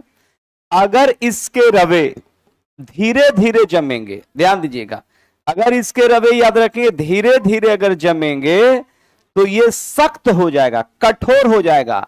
और ये सख्त अग्नेय के पहला धीरे धीरे ये जमेगा, तो याद रखेंगे ये सख्त और कठोर होगा। जो अभी मैंने कहा था कि अग्नेय में ये हो जाएगा ग्रेनाइट। क्या हो जाएगा? ग्रेनाइट। तो स्पष्ट रूप से याद रखेंगे, और यही ध्यान रखेंगे, अग्नेय चट्टान में इसके जो रवे हैं वो बड़ा तेजी से जमेगा, क्योंकि जब पृथ्वी के सतह पर आएगा तो तेजी से ठंडा होगा। तो ध्यान रखेंगे, ऐसे चट्टान कहलाएंगे बेसाल्ट। क्या कहलाएंगे? तो बेसाल्ट भी अग्नेय चट्टान का उदाहरण है, और ग्रेनाइट भी अग्नेय चट्टान का उदाहरण है। और कल मैंने बताया था कि अग्नेय चट्टान जो है वो मैग्मा से बनता है। किससे बनता है? किससे बनता है? मैग्मा से। किससे बनता है? मैग्मा से। ये ध्यान रखिएगा। तो अग्नेय चट्टान के आप ये कह सकते हैं कि दो प्रमुख टाइप, अग्नेय चट्टान के दो प्रमुख रूप, एक तो पहले बेसाल्ट और दूसरा ग्रेनाइट। बेसाल्ट कैसे बनेगा? जब मैग्मा तेजी से ठंडा होगा तो उसके रवे, याद रखेंगे, तेजी से जम जाएंगे, जिसके कारण वो चट्टान हल्का होगा। ऐसे चट्टान बेसाल्ट कहलाएंगे। धीरे धीरे जमेगा, सख्त वो कठोर होगा, ऐसे चट्टान ग्रेनाइट बनेंगे। और इसका प्रमुख, याद रखेंगे, मटेरियल अगर आप बात करेंगे तो क्या होगा? मैग्मा। क्या? अब मैग्मा कल भी मैंने बताया था कि मैग्मा सबसे ज्यादा पृथ्वी के किस भाग में प्राप्त है? मेंटल। किस भाग में? क्योंकि वहां पर जाने के बाद तापमान ज्यादा रहता है, तो चट्टान जो है वो अपने लिक्विड रूप में रहता है। तो यूं कह लीजिए कि चट्टान के लिक्विड रूप को ही हम क्या कहते हैं? मैग्मा। और जब वही तेजी से पृथ्वी को फाड़कर ज्वालामुखी के माध्यम से सतह पर आ जाएगा तो वो बेसाल्ट बनेगा या लावा बनेगा। वो चट्टान हल्का होगा। पृथ्वी पर ध्यान रखिएगा कि बाह्य बल, एक्सटर्नल फोर्स, पानी, प्रकाश, हवा के कारण ध्यान रखिएगा कि बेसाल्ट चट्टान टूटेगा या वो अपर्दन होगा, तो लाखों करोड़ों साल तक ये प्रोसेस जब होगा तो वही बेसाल्ट चट्टान जो है वो काली मिट्टी या रेगुड़ मिट्टी बन जाता है। काली मिट्टी या, तो काली मिट्टी या रेगुड़ मिट्टी या कपासी मिट्टी के निर्माण में कौन से चट्टान भाग लेगा? बेसाल्ट। कौन? जबकि ये थोड़ा बहुत ज्यादा सख्त है, तो ये सख्त होने के कारण ये चट्टान अक्सर, ध्यान रखेंगे कि इसका प्रयोग, याद रखेंगे, मूर्ति निर्माण में किया जाता है, घर के फर्श में किया जाता है, एवं अन्य, ध्यान रखेंगे, इंफ्रास्ट्रक्चर में इसका उपयोग किया जाता है। किसका? ग्रेनाइट का। किसका? कंफर्म ना? चलिए नेक्स्ट सवाल की ओर चलेंगे। चलो भाई, नेक्स्ट सवाल क्या कहता है? ध्यान दीजिएगा। नेक्स्ट सवाल कहता है, नेक्स्ट सवाल 20 के बाद ध्यान रखेंगे 21 नंबर में, 21 नंबर का सवाल देखेंगे। यहां पे 21 नंबर में है, देखिए यहां पर आ गया कि बेसाल्ट एवं ऑब्सीडियन कैसे चट्टान है? कैसे चट्टान? अग्नेय चट्टान। अभी मैंने बताया था कि बेसाल्ट, और इसमें एक और ऐड किया है, कहता है ऑब्सीडियन, ये कैसे चट्टान के उदाहरण है? अग्नेय। कैसे चट्टान? और कल भी मैंने बताया था कि चट्टान कितने प्रकार के हैं? 3। अग्नेय चट्टान, अवसादी चट्टान, रूपांतरित चट्टान। अग्नेय चट्टान, अवसादी चट्टान, रूपांतरित चट्टान। क्लियर ना? नेक्स्ट सवाल। अब देखिए यहां पे, अब तो लगभग आप बनाते जाएंगे। चूना पत्थर कैसी चट्टान है? कैसी चट्टान? तो चूना पत्थर कैसी चट्टाने हैं? अवसादी। कैसी चट्टान? कल मैंने बताया था कि चूना पत्थर अवसादी चट्टान है। अवसादी चट्टान में चूना पत्थर के बाद आता है बलुआ पत्थर। कौन पत्थर? कौन पत्थर? बलुआ पत्थर के बाद आता है कोयला। क्या आता है? क्या आता है? बताइए। चूना पत्थर, बलुआ पत्थर, कोयला कैसे चट्टान है? अवसादी। कैसे? कैसे? इसका निर्माण याद रखेंगे अवसाद। कोई भी अवसाद जैसे चूना पत्थर या बलुआ पत्थर। बलुआ पत्थर होता क्या है कि पृथ्वी के सतह के नीचे वही प्राथमिक चट्टान अग्नेय चट्टान, अग्नेय चट्टान के टूटने के फलस्वरूप जो बालू होता है वो मान लीजिए कि दब जाएगा। तो दब जाने के बाद उसमें टेम्परेचर और बल के कारण जो निर्माण होगा वैसे चट्टान अवसाद से बने बलुआ पत्थर कहलाता है। फिर चूना पत्थर भी याद रखेंगे और ध्यान रखेंगे जब पेड़ पौधे के लाखों साल तक धरती में दब जाने के कारण विशेष बल और टेम्परेचर के कारण जिस चट्टान का निर्माण होता है उसको हम कोयला कहते हैं। इसलिए कर उसे जीवाश्म चट्टान भी कहते हैं। क्या कहते हैं? किसको? कोयला को। किसको? तो कोयला को क्या उनसे चट्टान भी कहते हैं? जीवाश्म चट्टान। कौन से चट्टान? जबकि अवसाद से बना इसलिए कर इसे अवसादी चट्टान क्या कहते हैं? क्या कहते हैं? वो लड़का क्या कर रहा है पता है? पैरासीटामोल हम लेके आए, बस है ना, खा के भी आए हैं और लेके भी हम आए हैं। बात समझ रहा है ना? हाँ, रात में हम कम्बल ओढ़ के खुद सोए हुए थे, फीवर था। अब फिर भी है कि क्लास हमको लेना है। क्या? उसको तो दिखवा का है, फिर हमको भी है। वो तो उसको तो थोड़ा बहुत ज्यादा था, है ना। अब फिर हमको भी था, थोड़ा सा बिजी शेड्यूल था जो हम बीच में एब्सेंट थे, है ना। तो ये ध्यान रखिए, इनकाउंटर पूरा करेंगे जब, क्योंकि एकदम अभी सर बोले ना कि यहां सब है संतोष पागल से ऊपरे। बात समझ गए ना? कोई संडे कोई सैटरडे नहीं। दूसरा मास्टर सीधे कहता कि जो है ना है ना डिले कीजिए, लेकिन सिर्फ एक प्रतिज्ञा रहता है कि क्लास लेना है। और इसीलिए कितना लड़का आता है, मुंह देखने नहीं आता है ना। सलमान खान है, इसलिए कर इधर उधर जहां किया मारेंगे नहीं, बेइज्जत करेंगे। नेक्स्ट सवाल आगे कहता है, भाई ध्यान दो।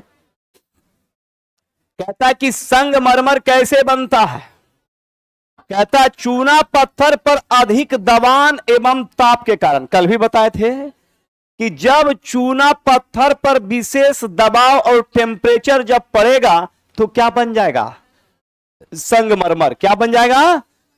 तो संगमरमर याद रखेंगे कैसे। अब बताइए, संगमरमर कैसे चट्टान का उदाहरण है? रूपांतरित। कैसे चट्टान?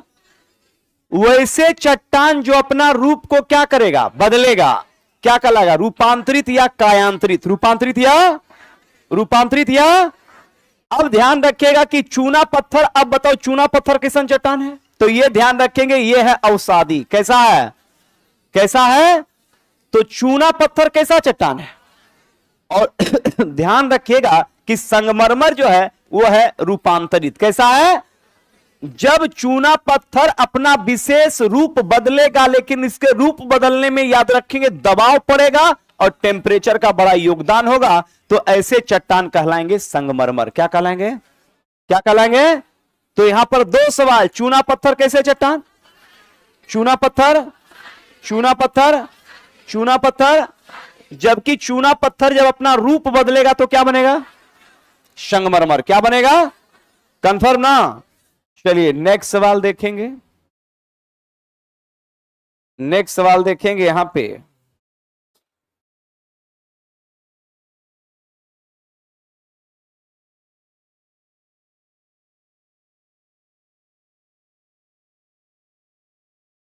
नेक्स्ट सवाल देखेंगे, कितने नंबर? 24 नंबर ना था?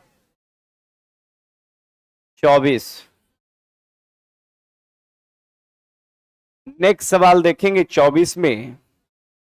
कहता है कि बलुआ पत्थर सेल कैसी चट्टाने हैं? अवसादी। कैसे? कौन कौन? बलुआ पत्थर। कौन पत्थर?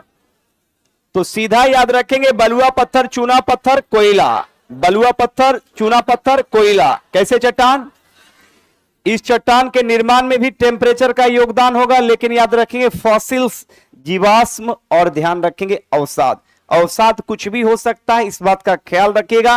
रेत, कीचड़, कंकड़, रेत, कीचड़, कंकड़, ये भी दबेगा तो ध्यान रखेंगे अवसादी चट्टान बनेगा, है ना, ये स्पष्ट रूप से। जबकि यही अवसादी चट्टान में ध्यान रखेंगे कि उसमें भी जब रूप बदलेगा तो ध्यान रखेंगे रूपांतरित चट्टान क्या होगा। तो रूपांतरित चट्टान जब भी बनेगा या कायांतरित चट्टान, तो वो अग्नेय चट्टान और अवसादी चट्टान दोनों का पार्ट है कि नहीं है? तो ये ध्यान रखिएगा। नेक्स्ट सवाल की ओर चलेंगे। नेक्स्ट सवाल देखेंगे क्या कहता है। कहता है खनिज कितने प्रकार के होते हैं? 2 प्रकार के। कितने प्रकार के? कौन भाई? खनिज। अब देखो, खनिज है धात्विक और कौन? अधात्विक। मेटल और नॉन मेटल। मेटल और, अब देखेंगे धात्विक खनिज की बात करेंगे। मेटल में याद रखेंगे सबसे पहले है लोहा। कौन? लोहा के बाद कौन है? बॉक्साइड। बॉक्साइड के बाद याद रखेंगे मैग्नीज। मैग्नीज के बाद बताओ भाई तांबा। तांबा के बाद सोना। सोना के बाद चांदी। ये सभी बताइए मेटल है कि नॉन मेटल? क्या है? मेटल। क्या है? जबकि अधात्विक खनिज की बात करेंगे सबसे पहले आएगा कोयला। क्या आएगा? कोयला के बाद आएगा ध्यान रखेंगे अभ्रक। क्या आएगा? अभ्रक के बाद आएगा ग्रेनाइट। क्या आएगा? ग्रेनाइट के बाद आएगा जिप्सम। क्या आएगा? जिप्सम का नाम सुने ना? तो याद रखेंगे ये सारे कैसे खनिज हैं? अधात्विक। कैसे खनिज? तो याद रखेंगे अधात्विक खनिज के उदाहरण है कोयला। कौन? कोयला के बाद अभ्रक के बाद ग्रेनाइट के बाद जिप्सम। कौन सा? ये सारे कैसे याद रखेंगे खनिज के उदाहरण हैं?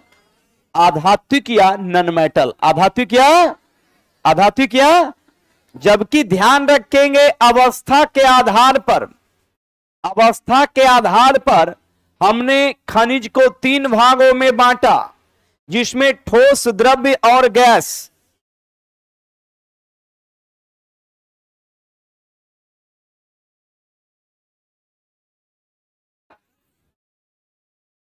लिख लो बाद में आईसीयू में, है ना। तो ध्यान रखेंगे अवस्था के आधार पर हमने खनिज को 3 भागों में बांटा, ठोस, द्रव्य और गैस।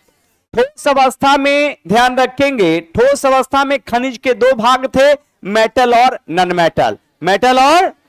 मेटल और जिसे धात्विक और अधात्विक खनिज कहते हैं। जबकि लिक्विड अवस्था में लिक्विड अवस्था में जो खनिज होता है उसको क्रूड ऑयल या पेट्रोलियम कहते हैं। जबकि गैसीय अवस्था में जो खनिज होता है उसे आप एलपीजी कह सकते हैं। क्या कह सकते हैं?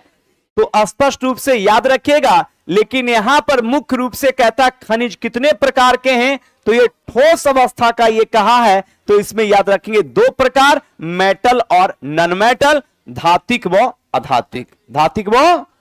कंफर्म ना? चलिए नेक्स्ट सवाल की ओर चलेंगे। नेक्स्ट सवाल क्या कहता है? कहता है सिलवट्टा या चक्री कैसी चट्टान का उदाहरण है भाई? अवसादी चट्टान, बालू याद रखेंगे पत्थर का उदाहरण। अवसादी चट्टान और किसका? बालू पत्थर का उदाहरण। गौर कीजिएगा, सिलवट्टा मतलब होता है याद रखेंगे पत्थर। आपको कोई पत्थर मिलेगा जो इस गड्ढे का आकार का मिलेगा, इस आकार का मिलेगा। और स्पष्ट रूप से ध्यान रखिएगा, कहता कि सिलवट्टा और चक्री कैसी चट्टान का उदाहरण है, तो ये अवसादी चट्टान में बालू पत्थर। कौन पत्थर? क्योंकि हमने कहा था कि बलुआ पत्थर और चूना पत्थर कैसे चट्टान के उदाहरण है? अवसादी। कैसे चट्टान के? चूंकि ये याद रखिएगा तो यहां पर सिलवट्टा की बात की जाएगी, जिस पर आप ध्यान रखेंगे मसाले पीसते हैं, और एक होता है जांता। जिसमें पहले जमाने में याद रखेंगे आटा पिसाता था, है ना। तो ये ध्यान रखिएगा, कहता है कि सिलवट्टा या चक्री जैसी चट्टाने, तो ये याद रखेंगे अवसादी चट्टान या बलुआ पत्थर। अवसादी चट्टान या अवसादी चट्टान या कंफर्म ना। चलिए नेक्स्ट सवाल की ओर चलेंगे। नेक्स्ट सवाल क्या कहता है, ध्यान देंगे। नेक्स्ट सवाल 26 के बाद हम 27 की ओर बढ़ेंगे और 27 में देखिए क्या कहता है। लीजिए सवाल कहता है भाई कि चट्टान में क्या पाए जाते हैं।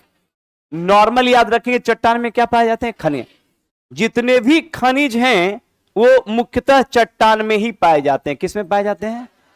अब ध्यान रखेंगे, कोई भी खनिज अगर लोहा की बात करेंगे या फिर सोना की बात करेंगे या फिर चांदी की बात करेंगे या फिर तांबा की बात करेंगे या फिर बॉक्साइड की बात करेंगे, तो याद रखेंगे, या फिर आप मैग्नीज की बात करेंगे, ये सारे खनिज चट्टान में होते हैं। लेकिन सवाल होता है कि जब आप क्लास 10th एनसीईआरटी पढ़ेंगे तो उसमें आपको मिलेगा, केमिस्ट्री वाले बुक में, तो उसमें मिलेगा कि लोहे का निष्कर्षण, जिसमें बात्या की भट्ठी में लोहे का निष्कर्षण पढ़े थे, 10th में पढ़े थे ना। तो लोहे का निष्कर्षण की बात करेंगे तो बात्या की भट्ठी से लोहे का निष्कर्षण, तो स्पष्ट रूप से याद रखेंगे कि चट्टान में लोहा पाया जाता है और बड़े पैमाने पर इस खनिज को याद रखेंगे बड़े बड़े स्टील प्लांट में लाया जाता है, जहां पर बड़े पैमाने पर आप कह सकते हैं कि इसको जब लाया जाता है तो इसको उच्च तापमान पर इसको गलाया जाता है, और जब ये गलता है तो ध्यान रखेंगे कि जो लोहा है उसको निकाल लिया जाता है और उसके अवशेष जो चट्टान होते हैं उसको निकाल दिया जाता है, और इस तरीके से याद रखेंगे लोहे का निष्कर्षण होता है। इसके अलावे सारे खनिज का प्रोसेस इसी तरीके से होता है, क्योंकि आप ध्यान रखिएगा कि कोई भी खनिज के निष्कर्षण तभी होगा जब उसमें टेम्परेचर होगा। क्या होगा? टेम्परेचर पर उसको गलाया जाएगा और गला के फिर उसको निकाला जाएगा, और इसी प्रोसेस से याद रखेंगे हम किसी भी अयस्क को प्राप्त करते हैं खनिज से। किसी भी अयस्क को हम प्राप्त करते हैं खनिज से, वो याद रखेंगे लौह अयस्क हो या फिर याद रखेंगे कोई भी चीज हो, तो उसका निष्कर्षण हम ध्यान रखेंगे पूरे के पूरे फैक्ट्री के माध्यम से किया जाता है। तो यहां पर ध्यान रखेंगे कोई भी आपको खनिज की बात की जाएगी तो वो कहां से प्राप्त होंगे? चट्टान। कहां से प्राप्त होंगे? चट्टान। क्लियर ना।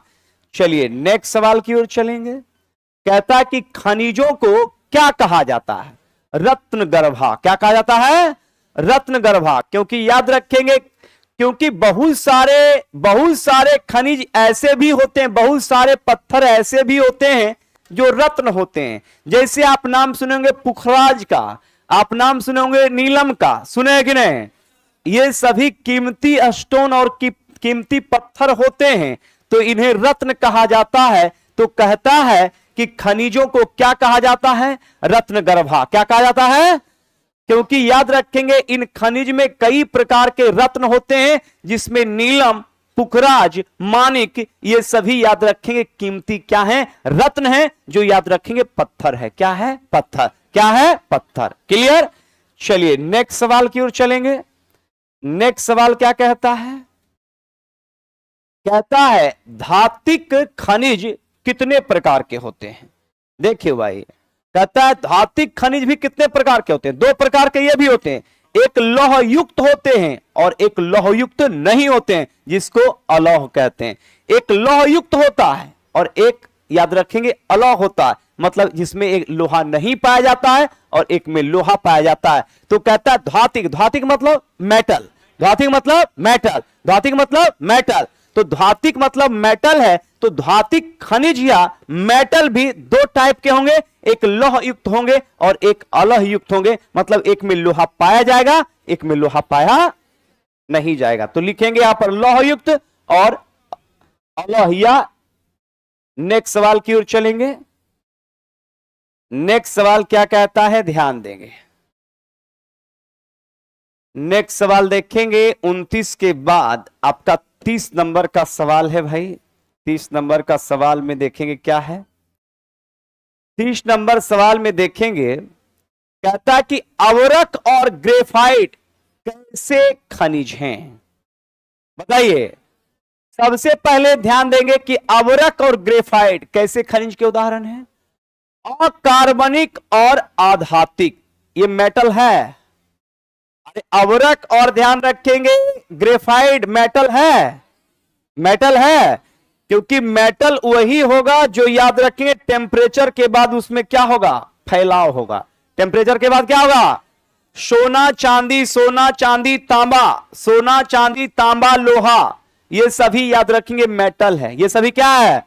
जब टेम्परेचर उस पर पड़ेगा तो याद रखेंगे, जब उस पर आप फोर्स देते हैं तो उसमें फैलाव होता है, उसमें क्या होता है? जबकि याद रखेंगे कोयले पर टेम्परेचर देंगे तो वो क्या होगा? जलेगा। जलेगा कि नहीं जलेगा? जबकि ध्यान रखेंगे अवरक की अगर बात करेंगे तो अवरक बहुत ही उच्च तापमान सहन करता है, क्योंकि वो ध्यान रखेंगे धातु नहीं है। जब याद रखेंगे, क्योंकि कोई भी धातु का एक लिमिट अवस्था होता है, उसके बाद वो पिघल जाएगा या गलेगा या उसके रूप में बदलाव आएगा। लेकिन आपको पता होनी चाहिए कि जितने स्टील प्लांट भारत में हैं, जितने भी लोहे गलाने के फैक्ट्री हैं, सब में प्रयोग किया जाता है, उसके बड़े बड़े भट्ठी में किसका प्रयोग किया जाता है? अवरक का। किसका? इस लेकर अवरक मेटल नहीं है, अवरक क्या है? Non metal. अवरक मेटल नहीं है, क्या है? Non metal. जबकि याद रखेंगे ग्रेफाइट कौन सा? तो ये अकार्बनिक हैं और याद रखेंगे अधातिक खनिज के अंतर्गत आते हैं। क्लियर? चलिए नेक्स्ट सवाल की ओर चलेंगे। नेक्स्ट सवाल में क्या कहता है? कहता है कोयला और पेट्रोलियम कैसे खनिज है भाई? जिस कोई भी चीज अगर जलेगा जिसमें कार्बन निकलेगा, जिसमें कार्बन निकलेगा वो क्या कहलाएंगे? कार्बनिक। क्या कहलाएंगे? अब देखो भाई, कहता है कि कोयला और पेट्रोलियम ये कार्बनिक है, ये जलने के बाद कार्बन उत्सर्जन होता है, लेकिन ये क्या है? आधातिक है। कैसा है? मतलब ये मेटल नहीं है, मतलब ये नन मेटल है। तो ध्यान रखिएगा, कोयला और पेट्रोलियम नन मेटल है, आधातिक है, लेकिन क्या है? कार्बनिक। क्या है? कार्बनिक। फंसाने के लिए बीपीएससी क्या करता है? दे देगा कार्बनिक अधातिक, अकार्बनिक अधातिक, धातिक कार्बनिक या फिर अकार्बनिक अधातिक, इस तरीके से आपको फंसाएगा। इस तरह के क्वेश्चन में क्या होता है कि टाइम किल होता है, 10 सेकंड 5 सेकंड इधर उधर घूमने में, धातिक अधातिक, अधिक अधातिक धातिक, इसी प्रकार से कार्बनिक अकार्बनिक, अकार्बनिक कार्बनिक, मतलब ये आपको टाइम किल करवाता है इस तरह का क्वेश्चन। तो यहां पर ध्यान रखिएगा कि कोयला और पेट्रोलियम तो कार्बनिक है, क्योंकि ये दोनों जब जलेगा तो कार्बन उत्सर्जन होता है, पर ये मेटल नहीं है, ये नॉन मेटल है, अर्थात ये आधातिक खनिज के क्या है? उदाहरण है। चलिए नेक्स्ट सवाल की ओर चलेंगे। नेक्स्ट सवाल क्या कहता है? तो नेक्स्ट सवाल में देखेंगे, यहां पे कहता है 31 के बाद 32 का देख लेंगे। तो 32 में क्या कहता है भाई? देखिए 32 में बहुत अच्छा सवाल है। कहता है कि भूकंप के आने का प्रमुख कारण क्या है? गौर कीजिएगा, भूकंप आने का प्रमुख कारण क्या है? Plate tectonic. ये प्लेट क्या होता है? ध्यान सुनना है, क्योंकि लिखेंगे तो कुछ पता नहीं चलेगा। सबसे पहले प्लेट एक शब्द है, उसके बाद टेक्टोनिक है। तो प्लेट क्या है? तो प्लेट याद रखेंगे पृथ्वी के सतह के नीचे, पृथ्वी के नीचे, पृथ्वी के नीचे याद रखेंगे हमारे स्थल, हमारे कंटिनेंट और हमारे ओशियन, हमारे महादेश और हमारे महासागर भी याद रखेंगे प्लेट का बना है। और जब प्लेट का बना है तो अभी तक नासा ने ध्यान रखेंगे 7 बड़े प्लेट का खोज किया है, जिसमें एशियाई plate, Pacific plate, African plate, उत्तरी American plate, Eurasian plate, Indian plate, ये बड़े बड़े प्लेट हैं, मानना पड़ेगा, है ना। क्योंकि चक्का सब देखता है लेकिन बेरिंग कोई नहीं देखता है, लेकिन सबको पता है कि उस गाड़ी को चलाने में बेरिंग का बहुत बड़ा योगदान है। बेरिंग अगर क्रैक कर गया तो गाड़ी 1 मीटर नहीं बढ़ेगा, और चक्का अगर पंचर हो गया, अब पगला ड्राइवर है तो 1-2 किलोमीटर वो खींचिए देगा। लेकिन अगर बेरिंग क्रैक हो गया तो मैं दावे के साथ कह सकता हूं कि गाड़ी नहीं चलेगा, वो वहीं रुकेगा। तो वही बात है कि जिस प्रकार से प्लेट आपको मानना पड़ेगा, ठीक उसी प्रकार से जिस प्रकार से पृथ्वी में मूवमेंट है, लड़की ध्यान दो, बात समझो, जिस प्रकार से पृथ्वी में मूवमेंट है और सबको कहता है, जो पढ़ा लिखा व्यक्ति है सब जानता है कि पृथ्वी सूर्य की परिक्रमा करता है। लेकिन अगर गांव में जाके किसी बूढ़े से जाकर पूछो कि बाबा पृथ्वी घूम रहा है, बोलेगा ये पगला लो, अब ये बहुत पढ़ लिया है, पृथ्वी घूम रहा है तुम्हारा घारा काहे घूम रहा है। लेकिन न्यूटन क्या कहा था याद रखेंगे, न्यूटन के बहुत सारे सिद्धांत में एक सिद्धांत ये भी था कि जब कोई वस्तु गति कर रहा है और आप उस पर बैठे हैं तो आप भी उतने रफ्तार में जाने जितना रफ्तार में वो गाड़ी है कि नहीं है। तो पृथ्वी में मूवमेंट है, ये सबको पता है। पृथ्वी अपने अक्ष पर घूम रहा है, ये भी सबको पता है। पृथ्वी सूर्य की परिक्रमा कर रहा है, ये भी सबको पता है। तो स्पष्ट रूप से कि पृथ्वी के अंदर प्लेट है, ये आपको मानना पड़ेगा, कोई दिखाएगा आपको नहीं। जैसे याद रखेंगे, अगर कोई बोले कि आपके बॉडी में हेमोग्लोबिन है, आपके बॉडी के अंदर सेल है, माइटोकॉन्ड्रिया, लाइसोसोम है, राइबोसोम है, न्यूक्लियस है, सेंट्रोसोम है, डीएनए है, तो कहां से हम नोच के दिखा दें, बताओ, निकाल के दिखा दें। लेकिन डॉक्टर बोलता है तो आपको मानना पड़ेगा कि लाइसोसोम है, सीधा पढ़िए, है कि नहीं। तो उसी प्रकार से याद रखेंगे प्लेट है। ये प्लेटवा होता क्या है कि प्लेटवा में मूवमेंट है। प्लेटवा में क्या है, जिस प्रकार से हमारे बॉडी के अंदर याद रखेंगे हेमोग्लोबिन ब्लड के द्वारा बॉडी के अंदर में रक्त प्रवाह हो रहा है, किसी को पता नहीं चला है, खुद हमको भी और खुद आपको भी पता नहीं चला है कि ब्लड किधर से जा रहा है, कखने की काम कर रहा है, नहीं काम कर रहा, किडनी की कर रहा है, नहीं कर रहा, लेकिन सब कर रहा है कि नहीं है। यूरिया का फिल्ट्रेट हो रहा है, हम पढ़ा रहे हैं, किडनी अपन काम में लगल होगा, हृदय अपन काम में लगा हुआ होगा, या फिर आपका फेफड़ा अपना काम कर रहा है। तो उसी प्रकार से याद रखिएगा कि प्लेट में मूवमेंट है। प्लेट में क्या है, ये प्लेटवा में मूवमेंट है, और ये प्लेट इस तरह से मूवमेंट में होता क्या है कि जब प्लेट एक दूसरे के बगल से निकल गया तो कुछ नहीं है। जैसे आप रोज गाड़ी चलाते हैं और रोज घर आते हैं तो कहीं कोई दिक्कत नहीं है। एक दिन गाड़ी चला रहे हैं, आप भी 80 के स्पीड थे, उधर से भी 120 के स्पीड से पगला रहा था, दोनों ठोक दिया, वो इधर से निकल गया, वो इधर से निकल गया। अब बताइए, वहां तो सिर्फ डेड बॉडी बचा, हाँ? तो वही होता। अब वो हो गया दुर्घटना, वहां पर एकदम पूरे मातम, पूरे फैमिली, पूरा आपका गांव मोहल्ला जान गया। लेकिन क्या जब आप कभी एक ऐसा भी ड्यूरेशन, जितने लोग बाइक चला रहे हैं उनके साथ ऐसा हुआ होगा कि कभी कभी एकाध फीट या 10-20 इंच के कारण आप कोई गाड़ी के बगल से तेजी से निकल गए और आपके दिल में लगा कि आज हम बच गए, लगता है ना। और वही 1 फीट हल्का सा सट जाते हैं, मामला गड़बड़ था। तो वही बात होता है कि प्लेटवा जब निकल गया तो ध्यान रखेंगे कहीं कोई दिक्कत नहीं है। एशियन प्लेट, यूरेशियन प्लेट से ऐसे निकल गया बगल से, ठीक है रे, तो हाँ ठीक है, जाओ। वही प्लेट जैसे देखेंगे यहां पे, ये दोनों हाथ मेरा सट रहा है, ऑनलाइन वाला देखेगा ध्यान से, दोनों हाथ मेरा सट रहा है, लेकिन अब सट रहा है, एक साउंड आ रहा है, यही साउंड याद रखेंगे ऊर्जा है। साउंड क्या है, और जब प्लेट, जैसे ध्यान रखेंगे, जैसे मान लीजिए कि ये प्लेट है, जैसे ही ये प्लेट तेजी से निकला है, देखिए दोनों प्लेट निकला है, कहीं कुछ नहीं होगा, कोई भूकंप नहीं आएगा, लेकिन ये प्लेट जैसे ही टकराया, ये साउंड, कंपन निकला, और कंपन जैसे ही निकला, जैसे ही प्लेट धरती के अंदर टकराया, कंपन हुआ। अब पूरे ध्यान रखेंगे सतह पर, लेकिन कंपन के ठीक उसी प्रक्रिया प्रोसेस है।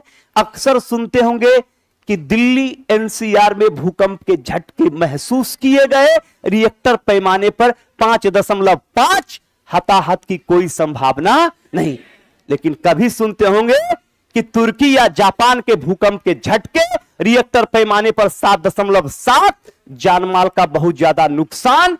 तो यह स्पष्ट रूप से जान लीजिए कि अगर आप भी 20 के स्पीड में थे और उधर से कोई भी अभी निकल ही रहा था 10 के स्पीड से, दोनों टकरा गए, हल्का सा वो भी गिर गया, हल्का सा वो भी गिर गया, दोनों उठ गया, वो भी चल गया, ये भी घर चल गया। लेकिन ये भी 80 के स्पीड में था, ये भी 120 के स्पीड में था, दोनों टकराया, गाड़ी वहीं रह गया, इधर से निकल गया, उधर से निकल गया,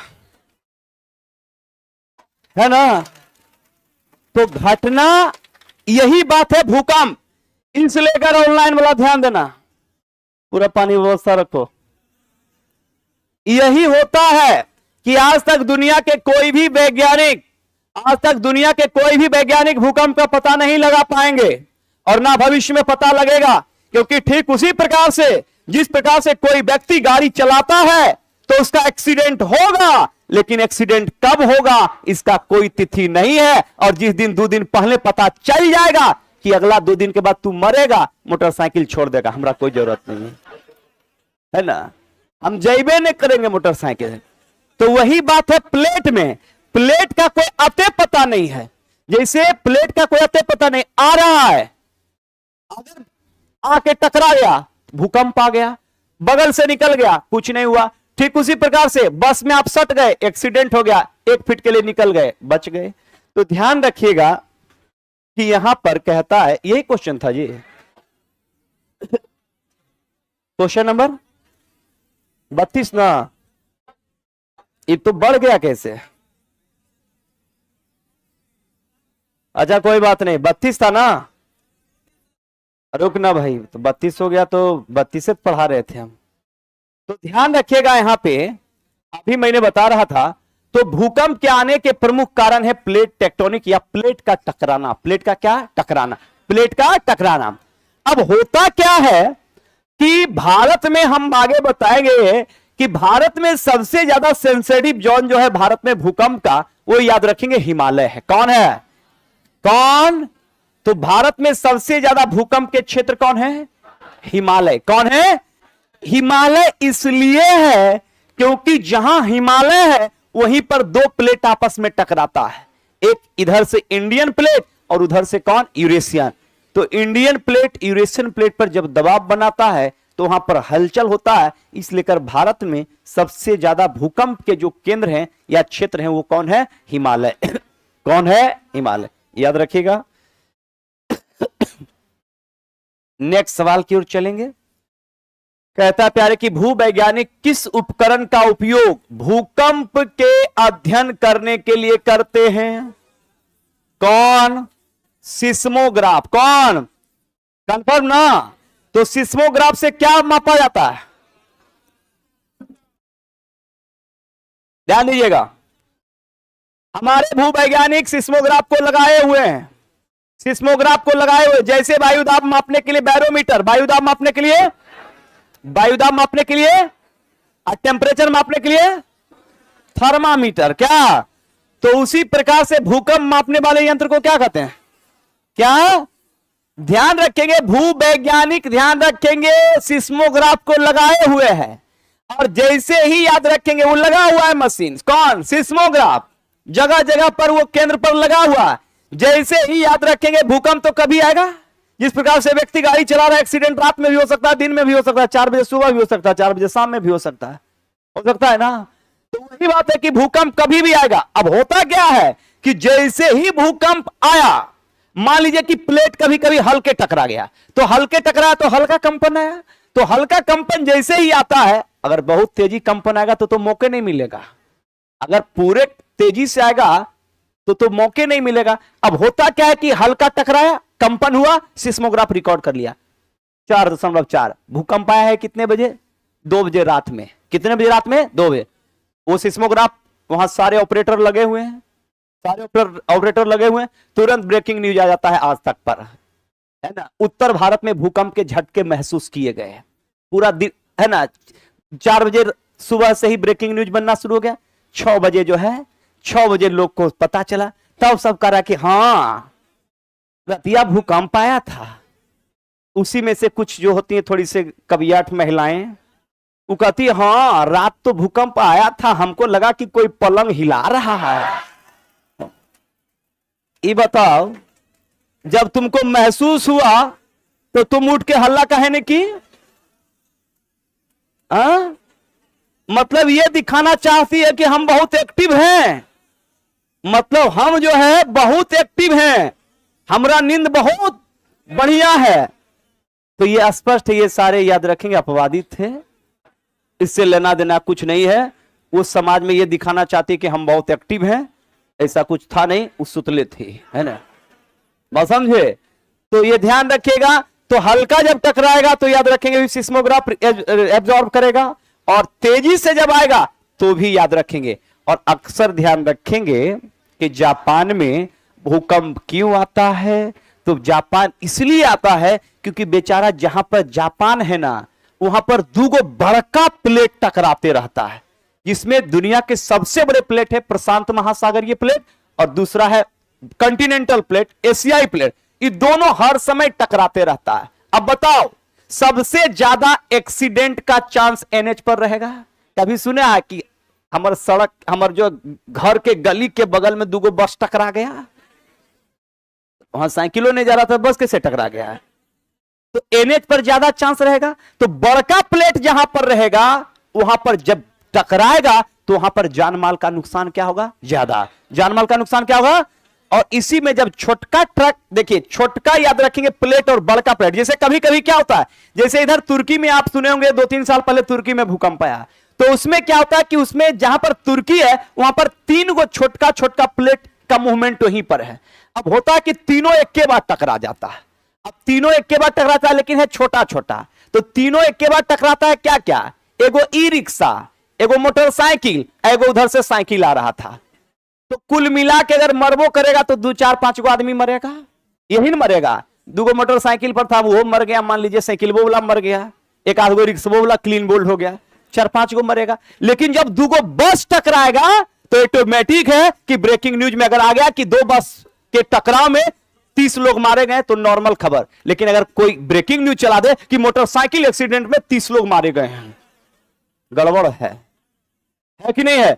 तो जब छोटका प्लेट टकराता है, छोटका प्लेट जब टकराएगा तो जानमाल का नुकसान क्या होगा? कम होगा। क्या होगा? कम। तो सदैव ध्यान रखेंगे, अमेरिकी याद रखेंगे एजेंसी नासा ने अभी तक याद रखेंगे 7 बड़े प्लेट का खोज किया है और 20 छोटे प्लेट का खोज किया है, और यही प्लेट के आपसी टकराव में भूकंप आते हैं। भारत में भूकंप के सबसे सेंसिटिव जोन 5 याद रखेंगे हिमालय है, जिसमें जम्मू कश्मीर, उत्तराखंड, हिमाचल प्रदेश, सिक्किम और अरुणाचल प्रदेश सबसे ज्यादा सेंसिटिव क्षेत्र है, क्योंकि यहीं पर 2 प्लेट के आपसी टकराव होता है, इंडियन प्लेट और यूरेशियन। इंडियन और कंफर्म ना, ध्यान रखिएगा। समझने में थोड़ा सा नहीं लगता है ना, तो थोड़ा सा लगता है बेचैनी टाइप का कि की बोल रहा है मास्टर बा। तो जिस समय 10th का पढ़ने का होगा उस समय तो आप जो है साग तोड़िल गई होंगी। चलो ध्यान दो भाई। हाँ पूरा काम करता होगा घर वाला, लाओ चाय हम ही बना देते हैं, खाना हम ही बना देते हैं। अब पूरा रिक्स हम पे आ गया है कि मास्टर हम आगे 500 रुपया दे दिए, तू मास्टर नहीं, अगर नहीं बनाया तो मामला गड़बड़ करेंगे। तो भी हम रिक्स हैं, लेकिन उसके लिए आपको थोड़ा पढ़ना पड़ेगा। चलिए ध्यान दीजिएगा, यहां पे कहता है प्यारे कि उद्गम केंद्र के भू सतह पर उसके निकटतम स्थान को क्या कहा जाता है? अधिकेंद्र। क्या कहा था? ध्यान सुनना, अधिकेंद्र। देखो क्या होता है, ई प्लेट इंडियन प्लेट यूरेशियन से टकराएगा, तो कहीं ना कहीं अगर टकराएगा तो ऑटोमेटिक है सामने से टकराएगा। अब ये सामने से जब टकराया तो ये ध्यान रखेंगे, ये यहां पर अगर टकरा गया, गौर कीजिएगा, यहां टकरा गया तो ये अधिक केंद्र कहलाएगा। यहां तो इतना ज्यादा डैमेज होगा, जैसे हाल के दिनों में आप सुने होंगे नेपाल का पुखारा जो था, जब 2014-15 के बीच में भूकंप आया था, तो पुखारा याद रखेंगे, बड़ा पोखरा याद रखेंगे नेपाल का केंद्र रहा था, वहां तो बहुत ज्यादा डैमेज करेगा। कहां पे? पोखरा में। कहां पे? पोखरा।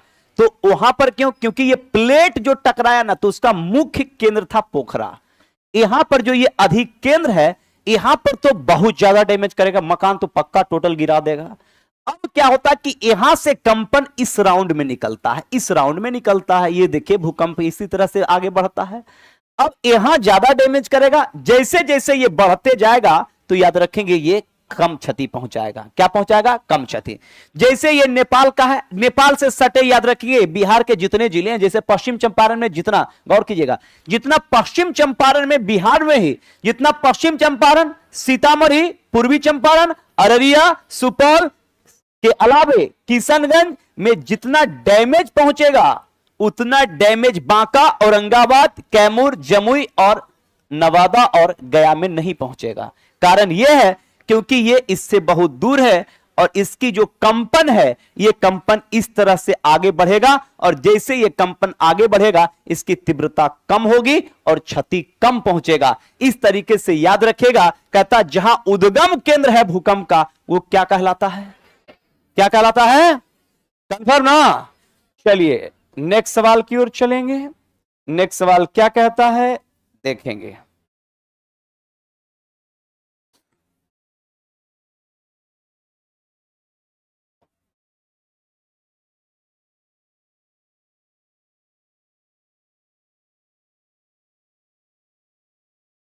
गरम हो गया, टेंशन मत लो। देखो इसीलिए कि हम देखो जितना टेक्नोलॉजी बढ़ेगा उतना दिक्कत है, बात समझे। पैदल चलिए मरने का चांस कम है, प्लेन पर चढ़िए बचने का कोई चांस ही नहीं है। यात्रा आपकी सुगम होगी लेकिन बचने का कोई चांस, यही है टेक्नोलॉजी। चढ़ जाइएगा तो 1 घंटा में दिल्ली उतर जाइएगा, ये सत्य है। लेकिन अगर चढ़ गए और प्लेन क्रैश हो गया तो फिर बचने का कोई चांस भी एकदम नहीं है, बात समझे। तो यही बात है टेक्नोलॉजी में। तो अच्छा ठीक है 35 तक पढ़ाएंगे। क्वेश्चन कितने तक है,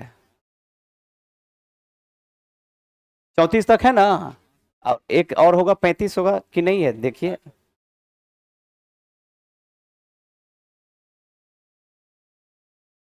अगर नहीं होगा तो फिर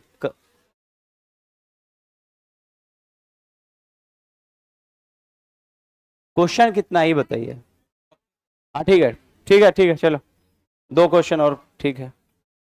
चलो भाई वो नहीं आया क्या,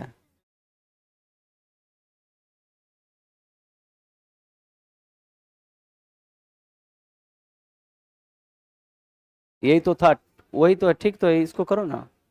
हाँ ठीक तो है, ये तो बायोलॉजी का है। अच्छा ठीक, ये सब पूरा देखो करके रखो भाई।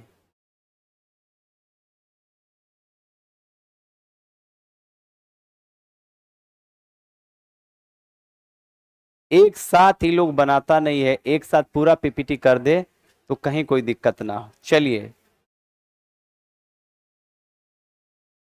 35 ठीक, रहने दो ऐसे।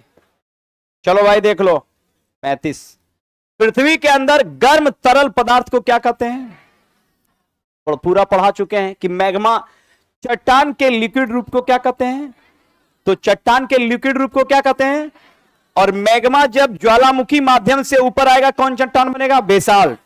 और जब नीचे रहेगा तो ग्रेनाइट। क्या बनेगा, क्या बनेगा, तो ऊपर जब मैग्मा आ जाएगा तो याद रखेंगे तेजी से ठंडा होकर बेसाल्ट बनेगा, नीचे धीरे धीरे गर्म होगा तो ग्रेनाइट बन जाएगा। क्या बन जाएगा, तो याद रखेंगे मैग्मा। और मैग्मा निकलेगा किससे, ज्वालामुखी। किससे निकलेगा, ज्वालामुखी से, याद रखिएगा। नेक्स्ट सवाल बहुत अच्छा है, देख लीजिए क्या कहता है।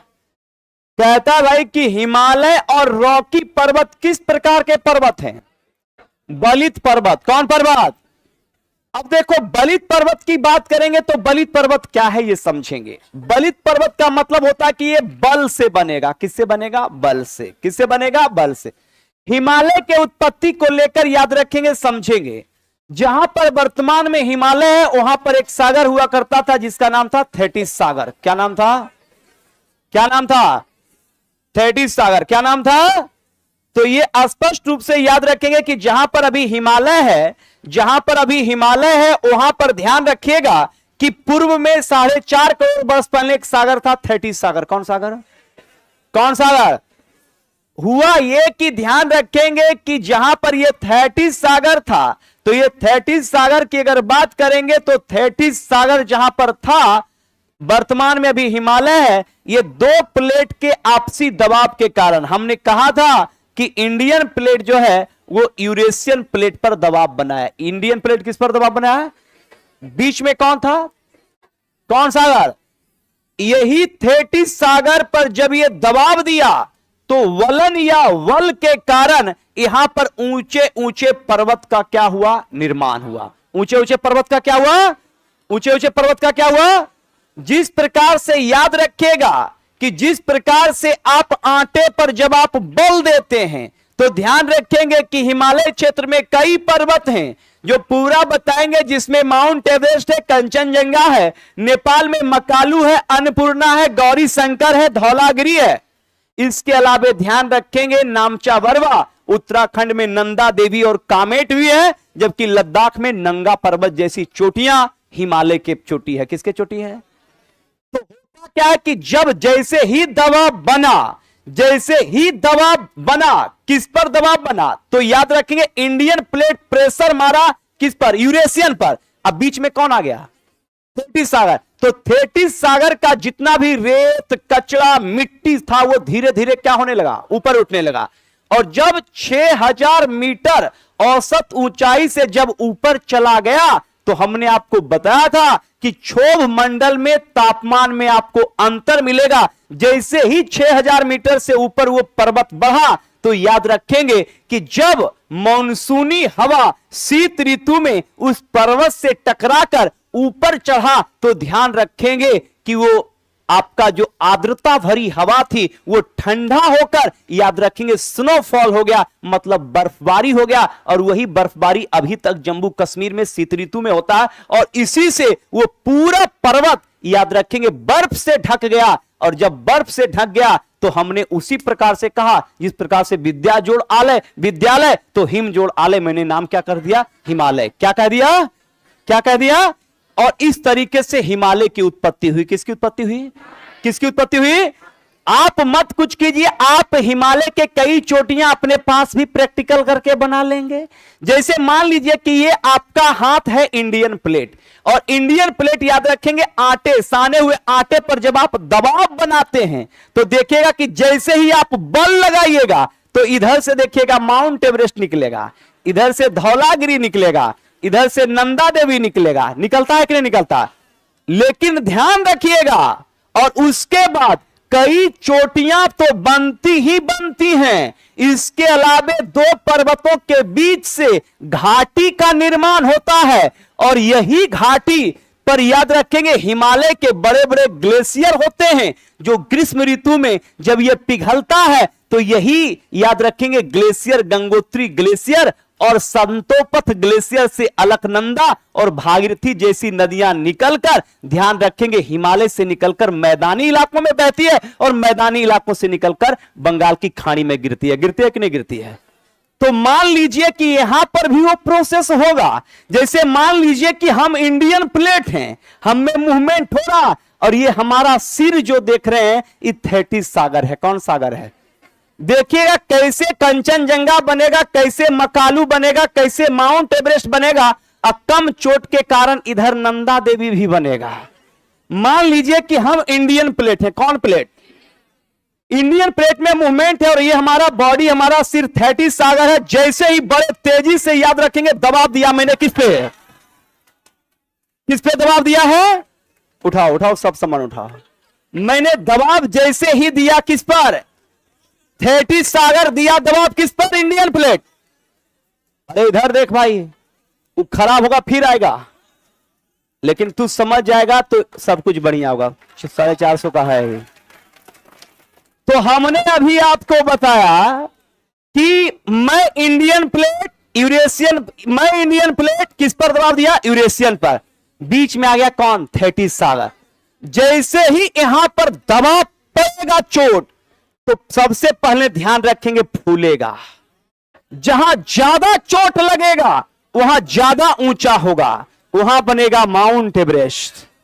क्या बनेगा? यहां थोड़ा कम चोट बना था कंचनजंगा। कौन? इधर थोड़ा कम चोट लगा नामचा बरवा। कौन? बीच में और कम चोट लगा नंगा पर्वत। कौन? और बहुत ज्यादा चोट लग गया तो बनेगा घाटी। क्या बनेगा? ये क्रैक होगा, ये फटेगा, और यहां से निकलेगा ग्लेशियर से गंगा, और नामचा बरवा होते हुए मध्य प्रदेश होते हुए गिरेगी। कहां पे? बंगाल की खाड़ी में। कहां गिरेगा? तो इस तरीके से याद रखिएगा कि हिमालय जो है एक वलित पर्वत का उदाहरण है। कैसे पर्वत का? कैसे पर्वत का? हमको देखो ने, ये सब होते रहता हमारे क्लास में।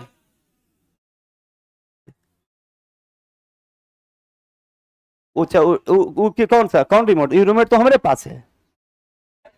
कौन वाला? तो मारो उस पर हवा मारो। हाँ मारो, देखो सब कुछ आ सकता है, टेंशन नहीं लेना। अब जान के तो हम गिराए नहीं, इतना लोग हमारे सपोर्ट में है। ये तो ऐसे भी था हम हाँ सब तो हमारे सपोर्ट में रहेगा।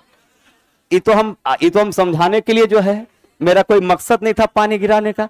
अब जब भी पानी रखो बोतल में रखो, अब बंद करके रखो। हाँ कुछ नहीं होगा, उतना टेंशन मत लो, है ना। हाँ कोई टेंशन, अरे सब बनाता है, जानता है कि बहुत मास्टर जो है ना, एक दो मास्टर, हाँ इसलिए बोर्ड भी ठीक ठाक बनाता है ना। चलो ध्यान देना। तो याद रखिएगा कि वलित पर्वत को लेकर याद रखेंगे, वैसे पर्वत जो बल से बनेंगे। कैसे बनेंगे? दुनिया के जितने पर्वत ऊंचे ऊंचे हैं, जैसे हिमालय, रॉकी पर्वत, उत्तरी अमेरिका, एंडीज पर्वत याद रखेंगे, दक्षिण अमेरिका, इसके अलावे ध्यान रखेंगे आल्प्स पर्वत, यूरोप, यूराल पर्वत, यूरोप और एशिया, ये सारे पर्वत याद रखेंगे वलित पर्वत के उदाहरण हैं। जबकि पर्वतों के संदर्भ में हम बात करेंगे तो पर्वत 3 प्रकार के होते हैं, जिसमें सबसे प्रमुख वलित पर्वत होता है। वलित पर्वत के बाद याद रखेंगे ब्लॉक पर्वत होता है। ब्लॉक पर्वत का उदाहरण भारत का सतपुड़ा है। जबकि याद रखेंगे अवशिष्ट और प्राचीन व घर्षित पर्वत का उदाहरण अरावली है। कौन है? कौन है? कंफर्म ना? तो इस तरीके से ध्यान रखेंगे। आज का सेशन यहीं तक।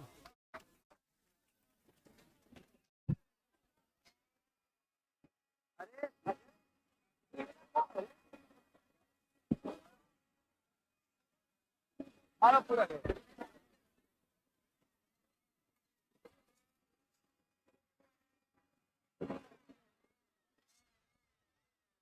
बनाता होगा, ऊपर पानी ढारे थोड़े। काम कर रहा है, देखो। हाँ कर रहा है, चलो ठीक है।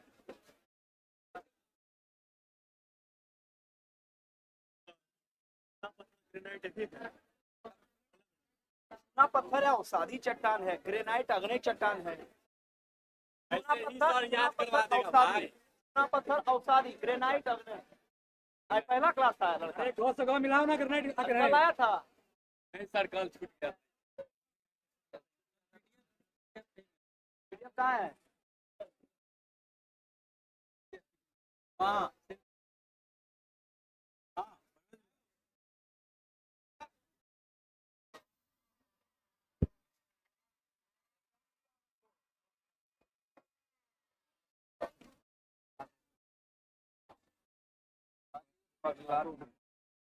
हाँ तो आप, अधातुम ठीक है, अधातुम रहेगा।